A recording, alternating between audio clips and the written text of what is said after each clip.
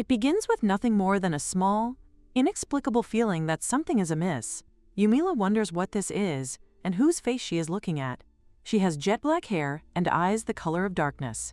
If she were dressed in a kimono, she would look exactly like a Japanese doll. The very word Japanese makes her pause, because suddenly, countless unfamiliar memories begin surfacing in her mind. What are all these things? Where do these memories come from? She is Yumila Dokness, 5 years old. There is no mistake about it. The memories she is experiencing belong to her previous life. In her former life, she is a Japanese female college student, and she possesses approximately 20 years worth of memories from that life. The sheer realization makes her feel as though she is going crazy. She carefully sorts through everything in her head, trying to understand her current circumstances. In this life, she lives in the Dokness territory of the Varshian kingdom. The lord of this domain is her father, the eldest daughter of Count Dokness. In other words, she is a noble. However, her parents live in a mansion in the royal capital, rather than in the Dokness territory, and they have been living there since long before she was born. Even after organizing what she knows, Yumila realizes that this information is not nearly enough. There must be something else, something important that she has yet to understand. She looks over some of the papers around her, but she cannot read a single word written on them. Outside the room, the maid whispers about the young lady, saying that she has been writing in strange, unknown characters. The maid finds it frightening, especially now that the young lady possesses such hideous black hair. Yumila calls for her maid and expresses her desire to read books and learn the letters of this world. The maid immediately runs off, promising that an in-home tutor will be prepared for her at once. Yumila is relieved that she can at least communicate with the people around her. Once she begins learning the letters, she frequently visits the library. She starts with picture books and gradually progresses to more complicated texts. Before long, she is reading everything she can get her hands on, from simple stories to strange political textbooks. Not a single document escapes her inquisitive eyes. As she continues reading, she gradually learns the name of the royal family ruling over the land, along with various other details about the kingdom. Eventually, she also discovers a small legend associated with the country. After putting everything she has learned together, Yumila reaches a startling conclusion. She is lost to an extreme degree. Originally, the hero and the saintess who defeat the Demon King come from this very country. According to the legend, the Demon King possesses black hair. Because of this, black hair becomes regarded as a bad omen, almost as though it is a symbol of evil itself. Yumila finally understands why the maids have been keeping their distance from her. She also begins to suspect that this is the reason her parents dislike her. However, there is one more connection she makes when she learns the legend of the hero and the saintess. This world is the setting of an anime RPG she once played in her previous life. The name of the game is Hikari no Mahu to Yusha-sama, Light Magic, and the Hero. It is a world filled with swords and sorcery. The commoner heroine, a girl named Shi, possesses light-type magic and enters the Royal Academy. The story follows the familiar pattern of an otome game. While deepening her relationships with the various love interests and becoming stronger, the heroine eventually rises to the challenge of defeating the Demon King. The game alternates between two main aspects. There is the school side, where the heroine raises her affection with the love interests, and there is the RPG side, where she raises her levels and develops her abilities. The story continues by cycling between these two elements. At the beginning, the heroine is merely a commoner, making her presence in the Royal Academy particularly difficult because the Academy is an institution attended almost exclusively by nobles. However, her cheerful personality and genuine kindness gradually capture the hearts of the love interests. What makes the game unique is the enormous number of happy endings it offers. Above all, the game contains an especially large amount of school life content, allowing the heroine to build relationships, make friends, strengthen her abilities, and experience countless events throughout her time at the Academy. In one of those endings, the heroine and her chosen love interest defeat the Demon King together. They are then celebrated throughout the kingdom as the hero and the saintess. After saving the world, they are rewarded with a happy ending and eventually get married. In connection with all of that, Yumila is merely a side character who exists to harass the little heroine in the role of the villainess. Personally speaking, however, she considers the best thing about the game to be its RPG elements. For an anime game, the battle system is surprisingly well developed, and the RPG-style battles are generally quite good, which greatly excites the gamer within her. strategizing around the physical and magical types, their matchups, and the enemies' weaknesses makes defeating opponents surprisingly easy. The game also has plenty of challenging content to tackle even after the ending. One such challenge involves returning to the Demon Lord's castle and discovering a hidden boss. Amazingly enough, that hidden boss turns out to be Yumila herself. The Demon Lord can be defeated at around level 70, but defeating the hidden boss is an entirely different matter. The player has to reach the level cap, or at least come very close to it, otherwise there is practically no chance of winning. The Demon Lord's dark magic can be endured by equipping dark-resistant equipment, while light magic is highly effective against him.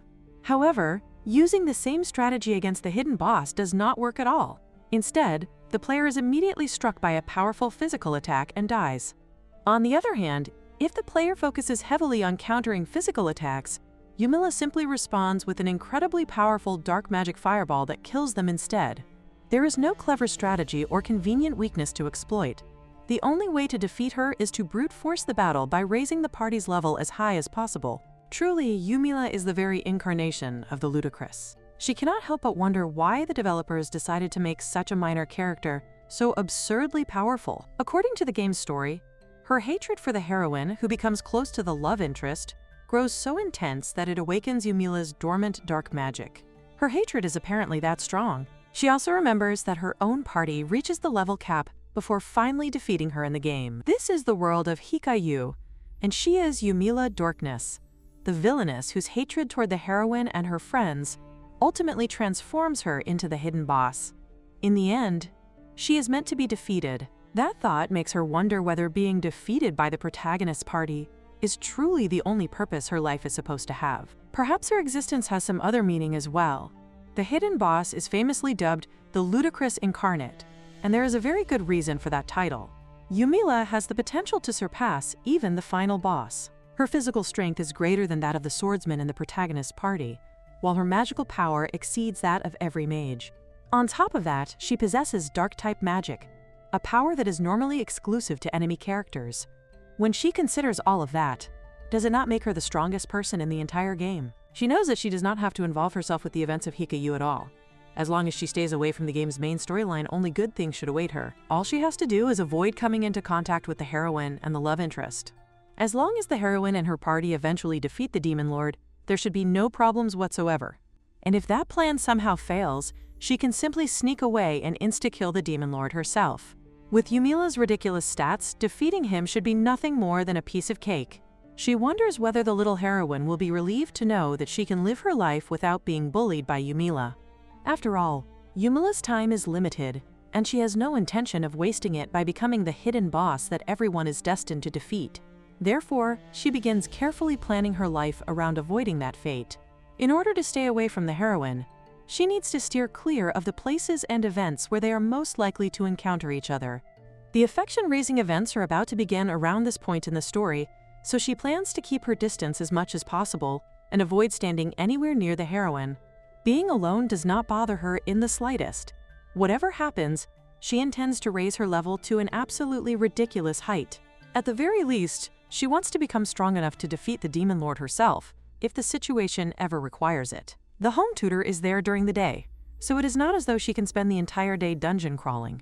No matter how much she learns about battles and magic at school, she has no idea how much she can actually raise her own level. For starters, she supposes that she should try raising her level by defeating monsters. And then, there she sees one. She has never used magic before, but she is certain that she should be able to do something. She focuses her power and uses her dark magic, causing the slime to evaporate instantly. She actually uses magic successfully, and that proves that hatred has nothing to do with it. As she moves afterward, she feels as though her movements have become slightly faster. She guesses that leveling up gives her this kind of sensation, and the realization gets her completely fired up. However, she soon runs out of prey. She has not seen many monsters in this area recently. She has more or less raised her level by a decent amount, but she wants to become more efficient about it. In that case, it is time for the dungeon. Normally, she would form a party before entering a dungeon, but she is confident that she will be fine on her own. She can even cast recovery magic by herself now. With that, the Dorkness dungeon is clear from here on out. Day in and day out, she single-mindedly devotes herself to finding the most efficient way to raise her level. She spends her time defeating monsters, improving her abilities and steadily increasing her strength without paying attention to anything else. Then, in the spring of her 15th year, she finally arrives at the Royal Academy. Someone approaches Yumila and informs her that they have been expecting her. Starting today, Rita is to serve as Lady Yumila's personal maid.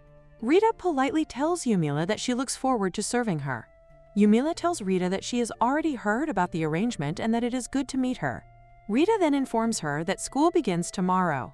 She believes that Yumila will have many good encounters there. Rita has been appointed to serve her by the master of the house, so if Yumila needs anything at all, she should not hesitate to ask. Yumila thanks her and explains that she is tired, so she will retire for the day. Before leaving, she asks Rita about where she will be staying. Rita explains that she will be in the servant quarters on the first floor. She then wishes her lady a good night as well. Yumila goes to her room and lies down on her bed, feeling completely exhausted. Having a personal maid assigned to her at school makes her feel like a real noblewoman. Though, technically speaking, she is a real noble. This is also the first real exchange she has had concerning her parents, and somehow, it ends up being about her personal maid. She still does not even know what her parents look like. As for Rita, she is a maid belonging to the Dorkness household in the royal capital. She is not merely hired as an ordinary attendant. Rather, it seems that she has been assigned to Yumila to make sure that she does not behave improperly or act out of line. Yumila wonders whether Rita has already worked as some sort of overseer before. Just thinking about marriage makes Yumila feel exhausted. Being a noble is such a hassle. Finally, the day of the school's entrance ceremony arrives. Yumila is standing with the other students during the assembly, but she immediately feels an excessive number of eyes staring at her. She has learned enough manners by now that she should not become a laughingstock. She has spent plenty of time practicing proper noble etiquette while growing up, so at least she should be able to conduct herself appropriately. Her eyes may have become a little harsher in appearance, but surely, she does not actually have that much of a villainous look. Then she remembers. It is her hair color. Apparently, the disdain toward people with black hair is far more serious than she expected. Suddenly, one of the magicians announces that they will now measure the levels of all the students. Yumila realizes that she has completely forgotten something important. She does not even know her own level. Unlike a game, there has never been anything resembling a game screen that suddenly appeared in front of her. She has no convenient status window through which she can check her level, abilities, or stats. The students begin having their levels measured one after another. William's level is revealed to be 10, and he becomes visibly excited about reaching level 10. Yumila thinks that, in order to avoid standing out, she should probably have a level somewhere around 9. Even level 5 would be acceptable. But she knows there is absolutely no way she could possibly be level 5 after all the training she has done.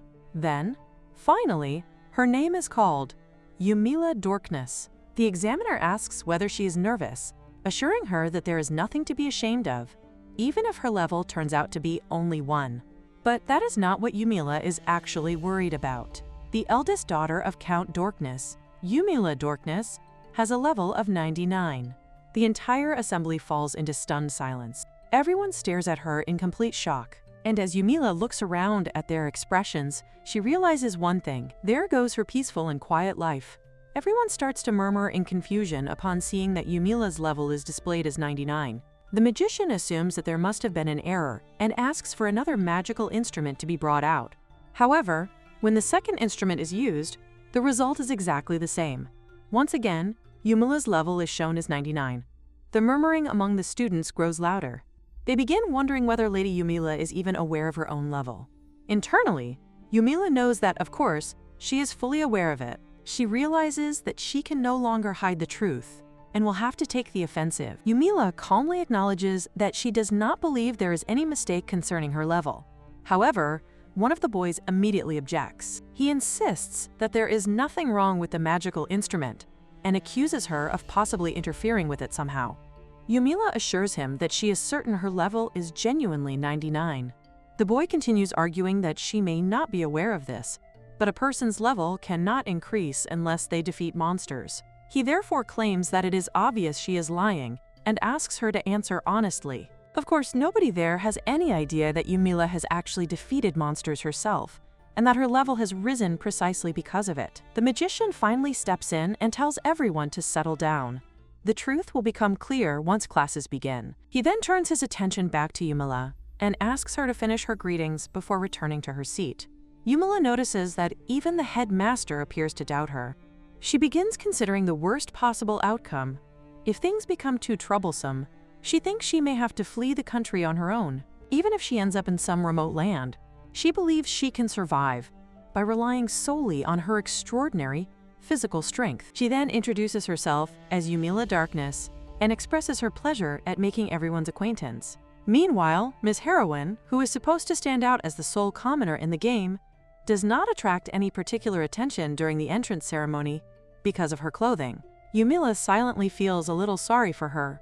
After all, Yumila herself has registered at level 1 exactly as she does in the original game, so she has unintentionally disrupted the situation in her own way. Suddenly, someone calls out to Yumila and addresses her as the black-haired girl. He asks whether she is really heading toward the dormitory without attending the welcome party for the new students. The sudden approach troubles Yumila, especially because she immediately recognizes him as one of the capture targets. His name is William. William is essentially a muscle-headed type of person, but he possesses an exceptionally strong sense of justice. He is also short-tempered and tends to act before thinking things through. William confronts Yumila over what he considers to be her dishonest behavior. He suspects that she must have tampered with the magical instrument. Believing that there is no other explanation for her impossible level, Yumila realizes that he is referring to the level test. William becomes even more agitated. He does not understand whether Yumila is deliberately trying to stand out, but he accuses her of having lost her pride as a noble by behaving in such a dishonest manner. Before the confrontation can escalate any further, another person intervenes and tells William to calm down. He understands how William feels, but he points out that the entrance ceremony is not an appropriate place to cause a disturbance. This person is Edwin, the second prince of the kingdom and the main hero of the game. Unlike William, Edwin possesses a calm and composed demeanor. He is a magic swordsman who has mastered both swordsmanship and magic. Yumila approaches Edwin and politely greets him, introducing herself as Yumila Darkness and expressing her pleasure at meeting him. Upon hearing her name, Edwin immediately recognizes her as a member of the Darkness Earldom. He then mutters that the family is associated with the term pseudo-metropolitan. Yumila does not immediately understand what he means by it. Edwin continues by explaining that, for one, he knows how hard William has worked at swordsmanship since childhood. William has devoted himself to training more than anyone else, which is why he has already reached level 10 before even enrolling at the academy. From Edwin's perspective, Yumila has simply trampled all over the results of William's years of hard work by claiming to be level 99. Yumila wonders internally why everyone immediately assumes that she is cheated. She calmly insists that it is true that she really is level 99, just as the headmaster has said. She believes that Edwin and everyone else will understand the truth once the lessons begin. However, the others remain unconvinced. They wonder whether Yumila intends to continue pretending to be ignorant until the very end. As far as they are concerned, everyone knows that reaching level 99 is simply unrealistic. At that moment, another student arrives. His name is Oswald, and he also questions Yumila, wondering whether she could not have come up with a more believable lie. Yumila realizes that all three of the capture targets are now gathered together. There is Edwin, the Orthodox prince, William, the wild and straightforward knight, and Oswald, the cool and composed wizard. The three of them have been childhood friends for years and get along extremely well. They even call one another by their familiar nicknames: Ed, Will, and Oz. If Yumila were an enthusiastic fan of the game, this would probably be a joyous and unforgettable occasion. However, she has always been much more interested in the RPG aspects of the game than in its romance elements. As a result, her only sincere desire is to have absolutely nothing to do with these three people. The three boys continue questioning her and ask her to say something. Yumila suddenly remembers that there is a commoner in the academy who can wield light magic. She thinks that the girl must be having a difficult time in an unfamiliar environment filled with nobles. Yumila therefore suggests that they should reach out to the commoner and offer her some help. Edwin, however, sees no reason for them to associate with Yumila, especially considering the lies she is supposedly telling. He also reminds her that the academy will soon hand down its verdict concerning the suspicious level reading, so she should prepare herself for what is coming. Later, Yumila is back in her room, sitting down and drinking tea. She is completely exhausted by everything that has happened. Rita notices that Yumila has returned unusually early and points out that the welcome party is not over yet. Yumila simply says that it is fine because there is no one at the party with whom she would be able to hit it off. The truth, however, is that Yumila never even attended the party in the first place. Rita tells her that she will never find a good partner if she behaves like that, and Master will also be troubled by her attitude. Yumila realizes that Rita is seriously keeping this subject going. She becomes convinced that Rita has probably been instructed to repeat the same advice to her over and over again. Rita then mentions that she has heard the second prince is in Yumila's class. She points out that Yumila has already managed to get on the second prince's bad side. More importantly, Rita wonders whether Yumila is even aware of what happened during the upper-class portion of the school entrance ceremony. She questions whether Yumila's behavior is really appropriate for someone who is supposed to have a chaperone. Yumila decides to change the subject. She asks Rita whether she happens to know what the term pseudo-metropolitan means. Rita immediately realizes that someone must have used the term in front of Yumila. She assures her that it is not something she needs to worry about. Yumila points out that she never said someone had told her about it. She had simply assumed that the term was directed at House Darkness. Rita then asks whether Yumila knows about metropolitan nobility and provincial nobility. Yumila confirms that she does. She understands that they are provincial nobles and assumes that they do not hold any official positions in the royal capital. Rita explains that, quote, pseudo-metropolitan is actually a derogatory term used for provincial nobles who spend most of their time in the capital, despite having no official post there. Yumila finally understands the meaning. In her mind, she concludes that these nobles leave the management of their territories entirely to governors, while they spend their time in the capital indulging in idle amusement. In other words, she realizes the term is essentially referring to nobles who are good for nothing. The next morning, during the classroom lecture, Yumila finds herself completely isolated from everyone else. In a way, she thinks this might actually be easier for her. If things continue like this, perhaps spending the next 3 years as an invisible presence will not be so bad after all. She does not have to worry about making friends or becoming involved in unnecessary trouble. However, even while sitting alone, she continues to hear people murmuring about her level. Their whispers reach her from all directions, and she cannot help but wonder whether they are genuinely being this mean merely because they are trying to prove that she is really level 99. Then, a different thought suddenly crosses her mind. All 3 of the targets connected to the heroine in the game are already here.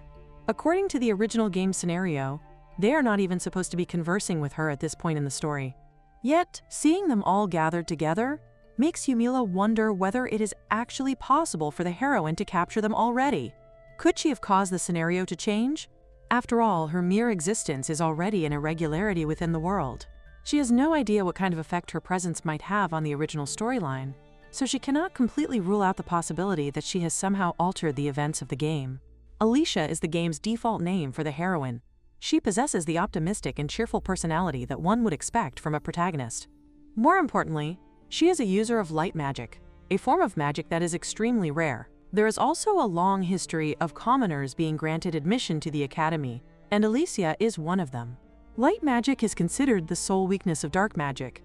After all, it is supposed to be the ultimate trump card against the Demon Lord. Even so, Yumila does not particularly want to associate with Alicia either. However, she soon notices that Alicia is literally glaring at her. Yumila quietly wonders what she has done to deserve such a look. Later that afternoon, the practical swordsmanship class begins.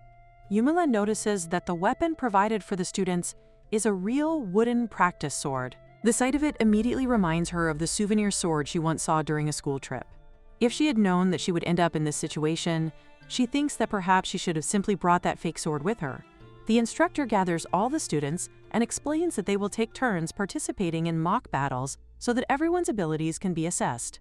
The students are expected to demonstrate their skills against one another, while the instructor observes their movements and overall combat ability. The first student chosen to begin is Yumila. She recognizes the young man standing before her as the same person she saw during the entrance ceremony. She knows his name is William, and she cannot help but wonder whether all knights are as hot-blooded as he is. William steps forward and volunteers to be her opponent. Yumila, meanwhile, is already thinking about how much she needs to hold herself back. When she went monster hunting as a child, magic was her primary means of attack. However, that did not mean her physical abilities were weak. Her physical blows were extremely powerful as well. Even her explosions were absurdly destructive. If she were to attack William seriously, there was a very real possibility that she might accidentally send him flying. Or worse. William appears completely confident. He gives Yumila the impression that he believes she should quit while she still has the chance. Ironically, Yumila thinks that this is something she should probably be saying to him instead. Still, she decides that the only thing she can do is accept the match. The two prepare to fight. William warns her that she should not blame him if she gets hurt.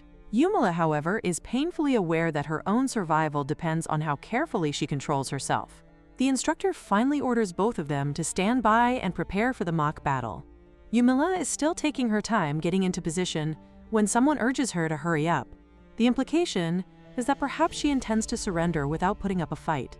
Yumila proudly makes it clear that this is, in fact, her first time wielding a sword. And with that, sparring day begins. William immediately grins, apparently convinced that Yumila is about to make a complete fool of herself. He declares that he will not go easy on her simply because she is a girl. He makes it clear that she should not expect the match to end with nothing more than a broken bone or two. Yumila, however, watches him approach. He is too slow. The moment William attacks, Yumila simply moves aside and dodges him. That is all it takes. William loses his balance and falls straight to the ground. Yumila stares at him for a moment. She cannot believe that he was so lively and confident just moments ago, only to make a fool of himself after a single failed attack. With that, she calmly turns toward the instructor and wonders whether the match is already over or whether she is supposed to continue. The instructor announces that Yumila is the winner. William, however, immediately gets back on his feet. He refuses to accept the result and becomes furious at the idea that Yumila is treating him as though he were nothing more than a nuisance. His pride has clearly been wounded, and he insists on continuing the fight. Yumila looks at him and realizes that he is not going to give up. She decides to deal with him as gently as possible. She merely gives him a small push. William goes tumbling to the ground once again. Yumila is genuinely surprised. He is surprisingly tough. Well, perhaps not quite as tough as he thinks he is. Yumila looks down at him and begins to wonder whether he is actually all right. She cannot help thinking about what would happen if some sort of serious problem arose from this beating, whether it was an accident or an incident caused during the practical lesson. If something does happen to him later, she decides that she will simply place the blame on the teacher's negligence in supervising the exercise. Fortunately, William appears to be perfectly fine. Yumila looks down at William and then turns toward the teacher, wondering whether she should carry him to the infirmary herself. The teacher immediately assures her that there is no need. He will take William there himself, so she should simply hand him over. He also explains that he will remain with William until he returns, and in the meantime, Yumila is to continue with her own practice, limiting herself to things such as practice swings. Most importantly, she is instructed not to engage in any more matches. Yumila is slightly puzzled by the teacher's reaction. During practice swings, she wonders whether she is supposed to imitate someone else, but she cannot understand why everyone seems to be so frightened of her. She had genuinely thought that she was holding back. Apparently, she had held back enough that William was not reduced to minced meat. With that thought in mind, Yumila begins practicing her sword swings. She continues practicing on her own, swinging the wooden sword again and again. The teacher, however, does not return for the remainder of the lesson. By the time the class finally comes to an end, William is still with the teacher at the infirmary. Then comes the practical magic class. The magic instructor gathers the students together and explains that they will first demonstrate their magical abilities. If a student can successfully hit the target with even a single element, that will be considered sufficient. The 4 basic elements of magic are fire, wind, water, and earth. However, individuals capable of using light or dark magic are considerably rarer. One of the students, Oswald, steps forward to demonstrate his abilities. He raises his hand and unleashes his magic directly at the practice target. The attack strikes the dummy with considerable force. Yumila observes the target carefully and thinks that the armor must be considerably solid if it can withstand an attack like that. Richard immediately praises Oswald's performance, calling it magnificent and saying that he expected nothing less from him. Considering that Oswald has mastered all 4 basic elements, his reputation as a magical genius is clearly well-deserved. Oswald accepts the praise without much surprise. To him, being able to demonstrate this level of ability is only natural. He then points out that Yumila is the only student who has yet to demonstrate her magic. He wonders what kind of magnificent magic she is going to show them. Yumila listens to him and realizes something. So Oswald was not present during the swordsmanship class? That means he does not know that she sent William flying with barely any effort. She also remembers that the second prince apparently did not witness the incident either. Yumila turns her attention back to the magic demonstration. To be honest, she does not have a decent grasp of the 4 basic elements. Her abilities are heavily skewed in one particular direction. She is someone who spent her childhood focusing on maximizing her talents in physical training and dark magic. The 4 basic elements were never her specialty. Yumila looks toward the practice target and asks whether it would really be all right if she were to destroy it. Oswald immediately objects to the idea. He explains that the armor covering the dummy has been created through a unique manufacturing process. Moreover, he seriously doubts that Yumila could break something that even he was unable to destroy. The teacher further explains that only people with power comparable to the royal court magicians are capable of destroying the target. However, if Yumila somehow manages to destroy it, there is no problem with that either. Yumila thanks him. If people as powerful as the royal court magicians are capable of destroying it, then she concludes that she should not have any trouble. She raises her hand. Then she uses dark flame. A tiny speck of black flame appears. Oswald looks at it in confusion. He had been wondering what sort of magnificent magic Yumila would demonstrate, only to see what appears to be nothing more than a minuscule flame. However, the moment that tiny drop of dark flame touches the target, the armor begins to melt. Yumila calmly watches as the material dissolves beneath the dark flame. Dark flame may resemble an ordinary flame, but it produces no heat whatsoever. Instead, it possesses the terrifying ability to melt materials such as stone and even gold. When used against monsters, its effects are particularly devastating. In practice, it is almost like using acid against them. The students begin murmuring among themselves. They quickly realize what kind of magic they are witnessing. Is that dark magic? Yumila confirms that it is. She then admits that when it comes to the other elements, she is practically hopeless. The teacher praises Yumila's performance and calls it excellent work. He then turns his attention toward the other students, explaining that dark magic users have, in fact, been part of the royal court magicians in the past. He clearly wants to make sure that none of the students develop negative preconceptions toward Yumila, simply because of the type of magic she uses. Yumila, meanwhile, once again comes to the same realization. Having both black hair and the ability to use dark magic is apparently about as rare as winning the lottery. While the rest of the students continue processing what they have just witnessed, Oswald stands frozen. He mutters to himself in disbelief. This cannot be possible. He is supposed to be a magic genius. Yet Yumila has just demonstrated a level of dark magic that he cannot bring himself to acknowledge. Finally, Edwin arrives with the papers for Yumila's dismissal from the academy. Everything has been prepared, and according to him, she is simply not suited for the Royal Academy. Yumila wonders why Edwin has been absent during the art and forenoon classes, only to realize that this is what he has been occupied with all along. The headmaster firmly supports Edwin's decision. In his view, anyone who is willing to lie to royalty is unworthy of attending the academy. However, the magic teacher immediately steps in and asks them to hold on. Yumila is a dark magic user, after all, and she has already demolished a target that even the royal court magicians have to take great pains to destroy. It is also highly likely that Yumila really is level 99. Allowing someone of such extraordinary power to leave the academy would be an enormous loss for the kingdom. The headmaster points out that the royal court magicians are capable of destroying the target as well. Therefore, he argues that destroying it alone cannot serve as sufficient proof that Yumila is truly level 99. If Yumila wants him to retract her dismissal, she will have to persuade him herself. Yumila can clearly see that Edwin is determined to make her leave the academy. However, she begins to wonder whether it is really a wise decision for royalty like him to hand over someone who is potentially on the same level as a royal court magician to another country so easily. With that thought in mind, the magic teacher turns her attention toward Yumila. She knows that Yumila has not used the full extent of her magic yet, so she asks whether Yumila would be willing to demonstrate everything she is capable of. Yumila understands what is being requested. She realizes that she is supposed to unleash her magic into the sky. Before doing so, she turns to Edwin and asks whether she is truly permitted to use her magic. Edwin tells her to simply do as she pleases. Yumila is still uncertain and wonders whether that is really all right. Edwin impatiently tells her to stop worrying and get on with it. Even then, Yumela insists that if something goes wrong, someone will have to take responsibility for it. Edwin dismisses her concerns, reasoning that she will merely be firing her magic into the sky, so what could possibly go wrong? He then declares that he will take responsibility for whatever happens. With that promise, Yumela finally agrees. She decides that she will go all out, although she really does not want to. The last time she truly let loose, she created an enormous crater in the forest.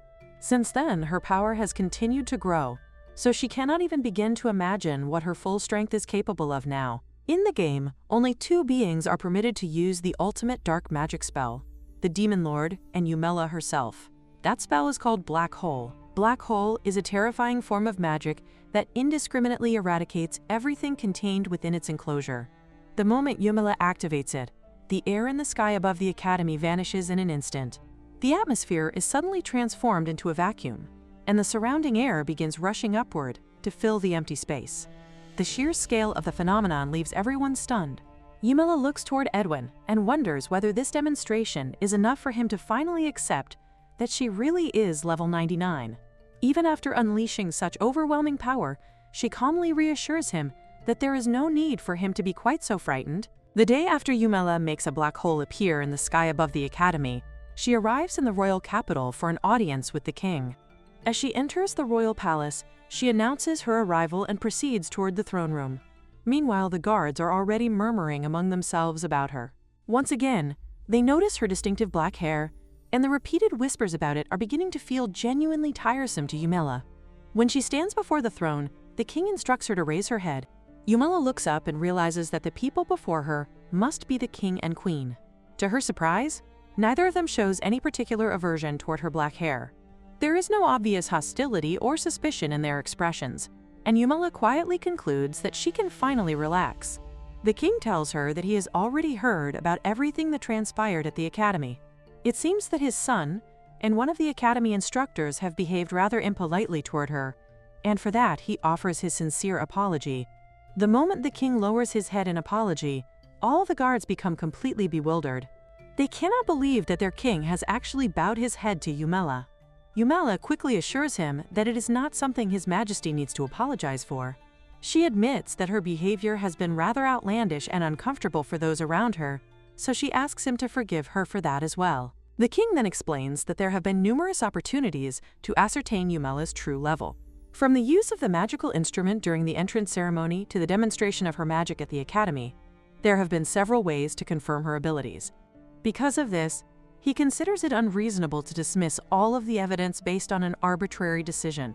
However, he also admits that it is difficult to believe that such a delicate-looking young lady could truly be level 99. Some of his own subordinates have expressed doubts about her claimed level as well. Therefore, the king decides to have the captain of the knights, Adolf, pass judgment on the matter. He believes that Adolf's assessment will be accepted by everyone. Yumela immediately recognizes the name. Adolf is the captain of the knights and the warrior widely praised as the strongest knight in the entire kingdom. If she remembers correctly, he is around level 60. Considering that, in the game, warriors generally need to reach around level 60 or even 70 to stand a chance against the Demon Lord, Yumela can tell that Adolf is unquestionably powerful. Adolf steps forward and prepares to demonstrate his strength. He declares that he will pay his respects to the Pinnacle of Humility by showcasing his full power in a single blow. Yumela is immediately confused by his words. She begins wondering whether she is actually allowed to fight back. Using magic in front of the king without permission makes her uneasy, especially since His Majesty has not even told her whether she is supposed to strike back or merely defend herself. With no clear instructions, Yumela decides that the safest option is simply to evade the attack. As Adolf launches his powerful strike, Yumela avoids it with ease, merely bowing out of the way. The attack passes without touching her.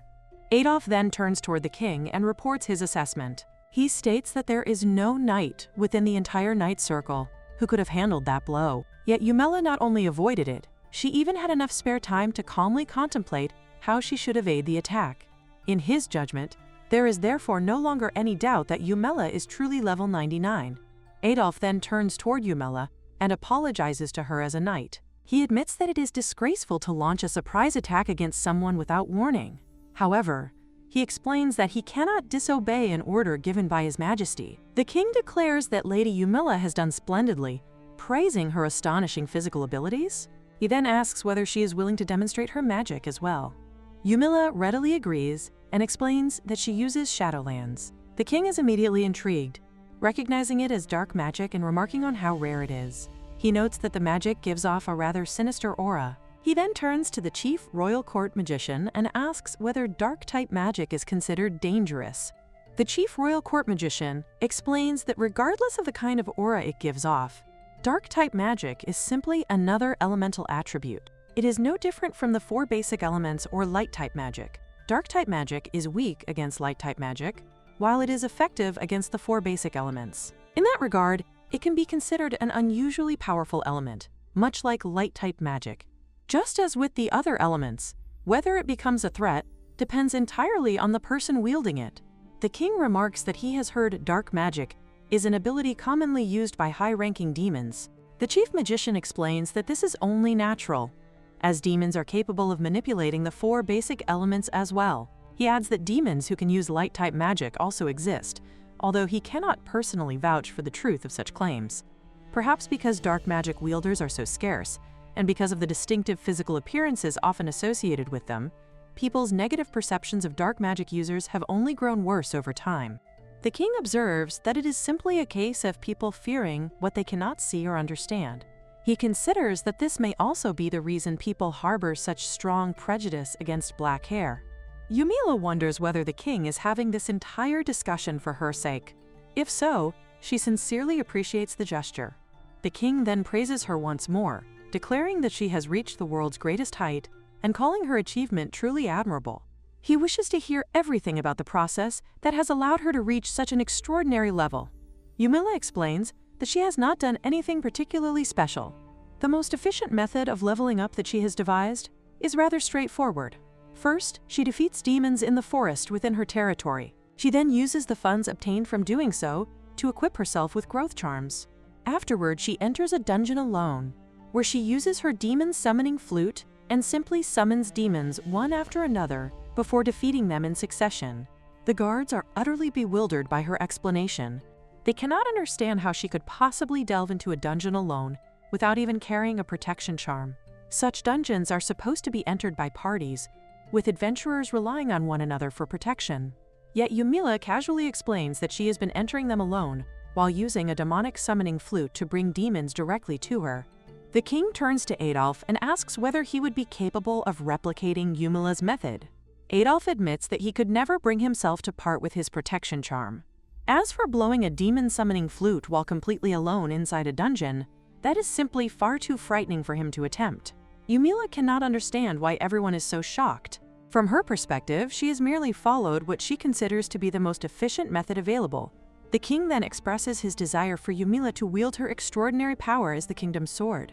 Yumila accepts the responsibility, declaring that as one of His Majesty's subjects, she intends to serve as the kingdom's shield. The king acknowledges her answer and expresses his hope that she will lend the kingdom her strength should danger ever threaten the nation. He then decides that such a groundbreaking achievement deserves an equally extraordinary reward. If Yumila has any wishes, he tells her that she should not hesitate to name them. Whether she desires a title, land, or even a national treasure, he is prepared to grant it to her. He is even willing to arrange for her to be welcomed into the royal capital. Now that the kingdom has officially accepted the fact that Yumila has reached level 99, there is no way they are going to hand over someone of her caliber to another country so easily. Yumila realizes that the kingdom may be laying down a chain around her, one link at a time, in order to bind her firmly to this nation. Yumila says that she is grateful for the unexpected offers of rewards, but what she truly wishes for is a peaceful life. As long as the kingdom and the people around her are able to live in peace, with their basic needs of food, clothing, and shelter satisfied, there is nothing else she could possibly wish for. The king declares that he pledges himself to devoting his efforts to her ideals of peace. However, he feels that she is asking for far too little. If there is any other request he can grant on her behalf, he urges her to speak freely, promising that he will do his utmost to make the necessary arrangements. Yumila apologizes to His Majesty, but she explains that she intends to flee abroad once she grows sick and tired of this place. With that, Her audience with the king finally draws to a close.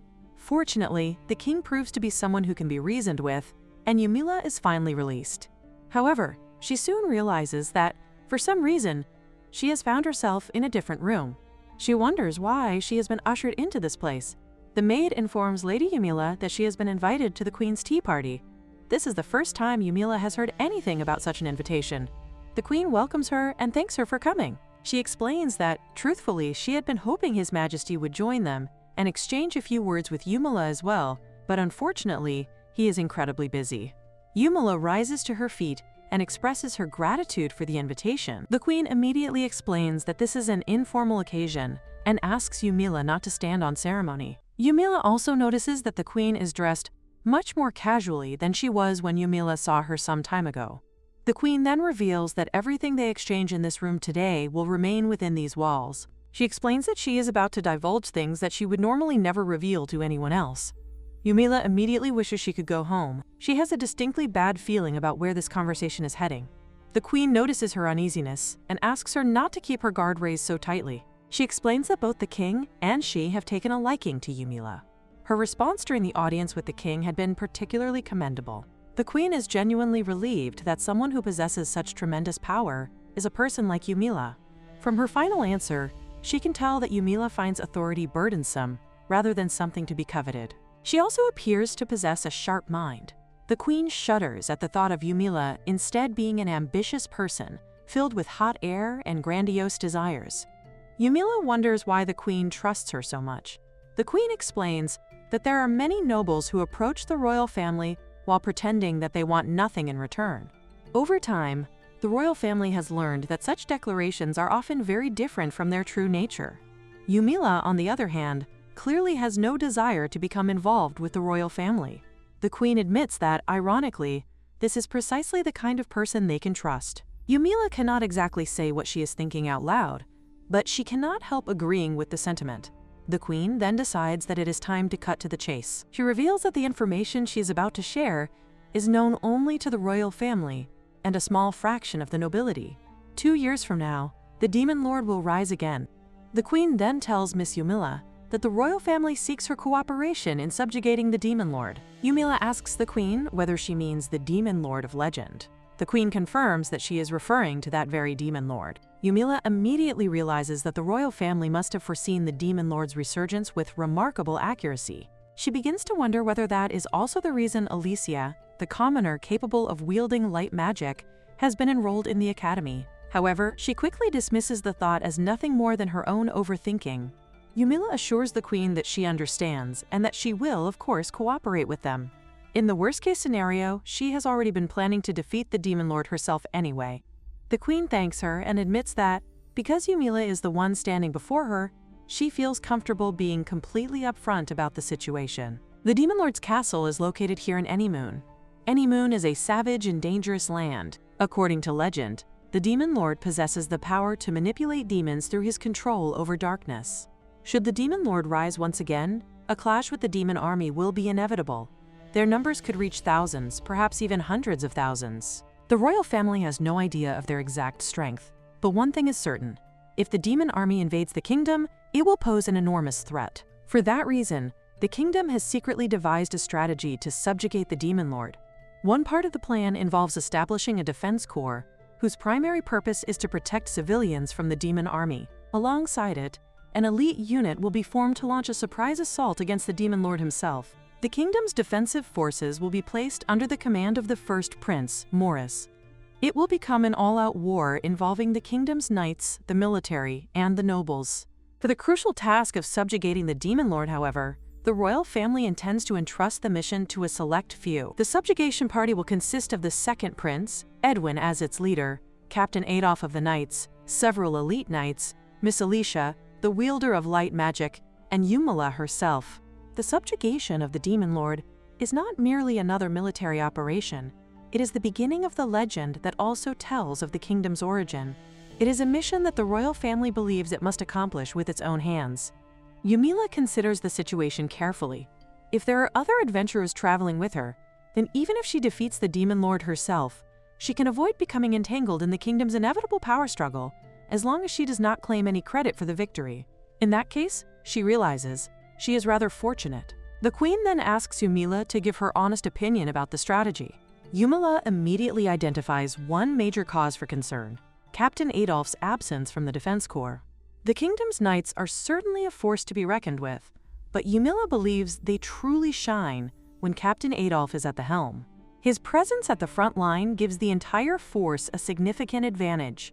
The queen acknowledges that Yumila is correct. However, Adolf, who is level 70, is considered essential to the Demon Lord subjugation party. Even the legendary accounts provide no clear indication of the Demon Lord's true strength. What is known is that, in the past, even soldiers around level 30 had been completely helpless against him. Based on that information, the kingdom estimates that anyone facing the Demon Lord must be at least level 50. The members of the subjugation party, therefore, need to be around levels 60 to 70, even though the demon army itself is expected to be considerably weaker. The kingdom cannot afford to take the risk of leaving itself vulnerable to an invasion while the strongest warriors are away fighting the Demon Lord. The queen wants to eliminate that possibility entirely and ensure that the kingdom's defensive forces remain capable of protecting its people. Yumila understands the dilemma. If only she could make copies of herself, she could defeat the Demon Lord while simultaneously holding the defensive front against the demon army. Since that is impossible, however, she decides that the simplest solution is to use her own overwhelming strength. Yumila assures the queen that there is no need to worry. If a level 99 adventurer such as herself joins the Demon Lord subjugation squad, then there is no doubt that they will be able to crush the Demon Lord. With Yumila accompanying the subjugation party, Captain Adolf no longer needs to leave the kingdom's defenses behind. He can remain with the knights and devote himself entirely to protecting the people, while Yumila takes responsibility for bringing down the Demon Lord. The queen agrees that if Miss Yumila becomes part of the crusade, it will be very reassuring. She decides to have Adolf devote himself entirely to fending off the demon army alongside the defensive troops. With that arrangement, the members of the Demon Lord subjugation squad will consist of Edwin, Yumila, Alicia, Edwin's childhood friend William, and Oswald. The queen then asks Yumila what she thinks of the arrangement. From now on, Yumila will have more opportunities to interact with the others at the academy, and the queen is certain that this will make it easier for them to work together when the time comes. Yumila, however, cannot help but wonder how things have ended up like this. With all due respect, she points out that Prince Edwin's current level may be insufficient for facing the Demon Lord. Even the arrogant Prince Morris would be a better choice when it comes to strength. The queen assures her that everything will be fine, because Edwin can accomplish anything he sets his mind to. As a prince, Edwin naturally harbors the desire to achieve military feats. After all, he is the son of the king and the queen, and she firmly believes in her child. Yumila privately thinks that the queen is simply blind to her child's faults. She decides that she never wants to become like that when she grows older. The queen then brings up another matter. In the event of the Demon Lord's subjugation, she asks Yumila whether she would like to assume the position of Saintess and marry Edwin. Yumila immediately declines. She appreciates the offer, but insists that it is far too good for her. Realizing that she has spoken her mind rather bluntly, she apologizes in case her response was rude. The queen, however, assures her that she does not mind. If Yumila is not fond of Edwin, she asks whether she would consider Morris instead. Yumila declines that proposal as well. Marrying into royalty would be anything but peaceful, and a peaceful life is precisely what she wants. The queen chuckles, remarking that she wishes her two sons had heard Yumila say that earlier. Yumila has already made it clear that there is nothing she wants, so the queen had expected her to decline both offers. Still, the queen explains that if Yumila were to become the Saintess, she believes the prejudice against black hair would gradually fade as well. Yumila appreciates the queen's concern, but even if she were to become the Saintess, she intends to flee abroad the moment trouble begins. She thanks the queen for the sentiment, saying that it nevertheless makes her happy to know that she is being considered. There are also people who would frown upon someone with black hair marrying into the royal family. Because of that, Yumila is grateful that the queen is willing to consider her feelings despite the difficulties such a marriage could cause. The queen reminds her that there are still 2 years before the Demon Lord subjugation. She asks Yumila to give the matter of becoming the Saintess proper consideration during that time. However, there is a much more pressing issue. The nobles who will attempt to pull Yumila into their respective factions are likely to become a problem. News that she has reached level 99 has already spread throughout the kingdom, so the nobles will probably begin trying to win her over as early as the following day. Yumila wonders whether there should be no problem if she simply joins the queen's faction. The queen explains that things are not quite that simple. Even within the main faction, a struggle over Yumila could break out if the faction is not completely unified. She then explains the current state of the kingdom's factions.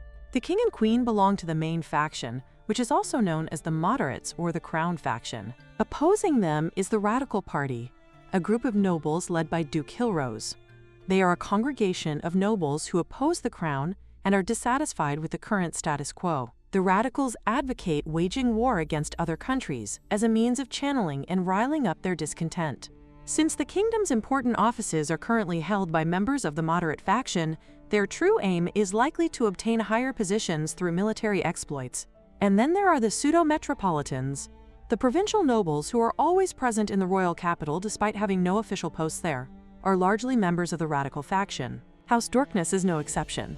As a result, their ambitions of joining the Metropolitan Party are perfectly aligned with the Duke's plan to expand the faction as much as possible. That means her family is probably under Duke Hilrose's thumb. Yumila wonders what she should do if her family orders her to be adopted into or engaged to someone from the Hilrose dukedom. She asks the queen for advice. The queen assures her that she will issue a royal decree to House Dorkness, prohibiting them from transferring Yumila's name to another family register. The other nobles are certain to raise criticism over such an order as well. However, the queen intends to keep them at bay only until Yumila graduates from the academy, which will be in another 3 years. Yumila thanks her, saying that this is more than enough for her.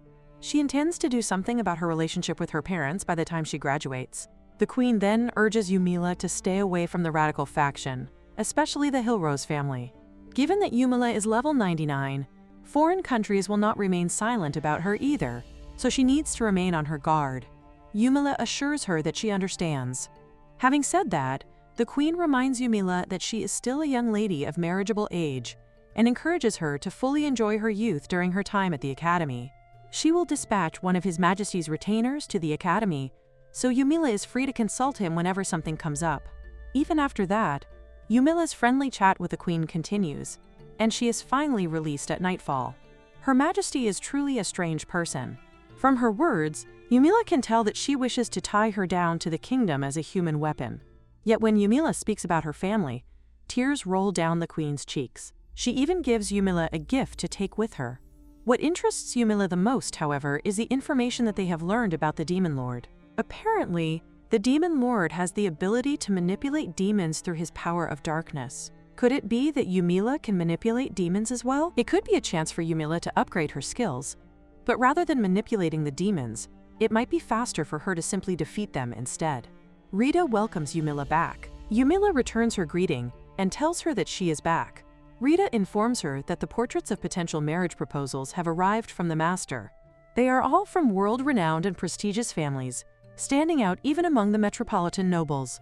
Yumila considers this, but more importantly, she asks Rita if she could please brew some black tea for her.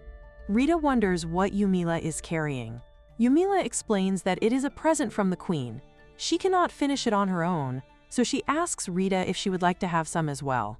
Rita's eyes widen when she realizes that they are sweets from a first-class patisserie. With that, Rita immediately goes to prepare tea, and the two of them are blessed with a truly delightful treat for their tongues. A week after she is summoned to the royal palace, Yumila becomes popular at the academy, mainly among the people of the upper class. Everywhere she goes, she finds herself thanking people for their invitations. This is what she has been going through day in and day out. It is a hassle, but there have been some changes. Two girls approach her and greet her with a good morning. Yumila returns their greeting in kind. Even a classmate who used to give her a wide berth gradually starts talking to her. Up until now, it seems that Yumila has been perceived as a dangerous entity that cannot be reasoned with. But still, Alicia looks at her with such strange eyes that Yumila cannot help but wonder exactly what she looks like from Alicia's perspective. In this respect, things remain the same as ever with Alicia. As for the prince and his friends, they come and apologize to her. They give her their one-sided apology the day after her audience with the king and queen, but they have not so much as exchanged a few words since then. Once again, Yumila receives another letter, reminding her just how popular she has become. Soon, a man approaches her, and literally boasts about how they can colonize the neighboring country and rule over it. As he explains, all Yumila has to do is wipe out the enemy country's military forces. She can rest assured that he, as her husband, will take care of the ensuing political matters. Getting zealously accosted by members of the Radical Party becomes an everyday occurrence. It is exactly as the Queen predicted. The day after Yumila is summoned to the palace, noble children from high-ranking aristocratic families begin approaching her. Those from the moderate party are relatively easy to get along with. The boys greet her with confectionaries in hand before proceeding to make small talk, while the girls invite her to their tea parties. They are probably doing the bare minimum necessary to establish a connection with her. Political topics are openly brought up as well. Meanwhile, the radicals actively try to coax Yumila over to their side. Yumila then points out the obvious contradiction in his claim. If he truly considers himself so talented, then why is he not the top student in his grade? He dismisses this objection by insisting that a person's talent cannot simply be determined by test scores. Yumila then turns her attention to his grand ambition of reigning over the entire continent. She wonders who, exactly, is supposed to govern such a vast territory once he achieves his supposed conquest. He confidently maintains that he will, of course, be the one to govern it, as he has complete confidence in his own ability to rule. Yumila presses the matter further, making sure that he genuinely means governance over the entire continent. He confirms that this is indeed what he has in mind. With Yumila as his wife, however, such an ambition is nothing more than a pipe dream. She then realizes the more serious implication behind his words. Assuming that he intends to take control of the entire continent, would that not necessarily mean overthrowing the royal family that currently rules this kingdom? In other words, what he is proposing amounts to nothing less than high treason against the royal family. They present her with pre-scheduled plans and send marriage proposals to her. Of course, she politely declines both. There is no shortage of individuals who act as though they possess the same authority as their parents. Even so, among all the radicals she has met over the past few days, this particular man is the most intense. The other radicals appear tame in comparison, while he continues talking about how they will finally rule over the entire continent. He insists that such a future would be wonderful. Yumila finds him rather long-winded. He goes on to tell her that she knows it is not a bad deal for her. As a black-haired girl, she would have the privilege of becoming his wife, and he promises to shower her with all the dresses and gems she could ever want. To his surprise, however, Yumila immediately refuses his proposal. She calmly tells him that her ideal partner is someone stronger than him. That only makes Yumila's refusal blow even more strongly upon him. She has developed this special mood over the past few days through repeatedly rejecting marriage proposals, and not a single soul seems immune to it. It is undoubtedly powerful, yet somehow it does not get through to him at all. Instead, he maintains that, in this day and age, one cannot simply rely on pure physical strength alone. What matters more is intelligence, and that is precisely the department in which he excels.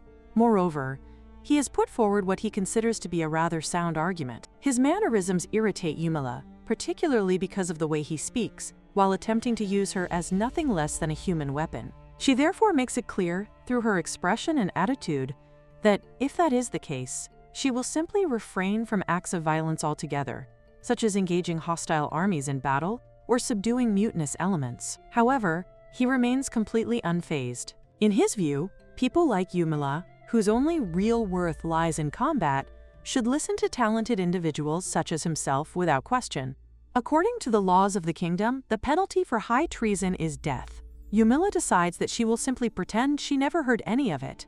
However, there may already be numerous people who have overheard their exchange, and because of that, she concludes that it would be best for him to refrain from coming into contact with her altogether. The boy immediately reacts with alarm, making it clear that she must not dare breathe a single word of what he has said to anyone. Thankfully, Yumila concludes that this self-proclaimed genius is actually an idiot. Dealing with troublesome individuals like him on a daily basis is certainly exhausting, but at least she is not getting herself involved with Alicia, the Crown Prince of Earth, or his group. In that respect, she is still right on track to avoid becoming the hidden boss. Now, all that remains is to steer clear of the Hillrose family, the leaders of the radical faction, and she should finally be able to enjoy her academy life in peace. The only daughter of the kingdom's sole dukedom is Eleonora Hillrose. Eleonora is also Yumila's classmate, as well as the indomitable queen of the academy who reigns over its entire female student population. The faction associated with the dukedom is commonly known as the Radical Party. Because Eleonora is the daughter of such an influential house, the young ladies belonging to the Crown faction cannot afford to ignore her. She is, after all, Yumila's classmate. There are rumors circulating that Eleonora is a tyrant who freely throws her family's influence and authority around. These rumors may be nothing more than baseless gossip, but Yumila feels that it would not hurt to remain vigilant around her.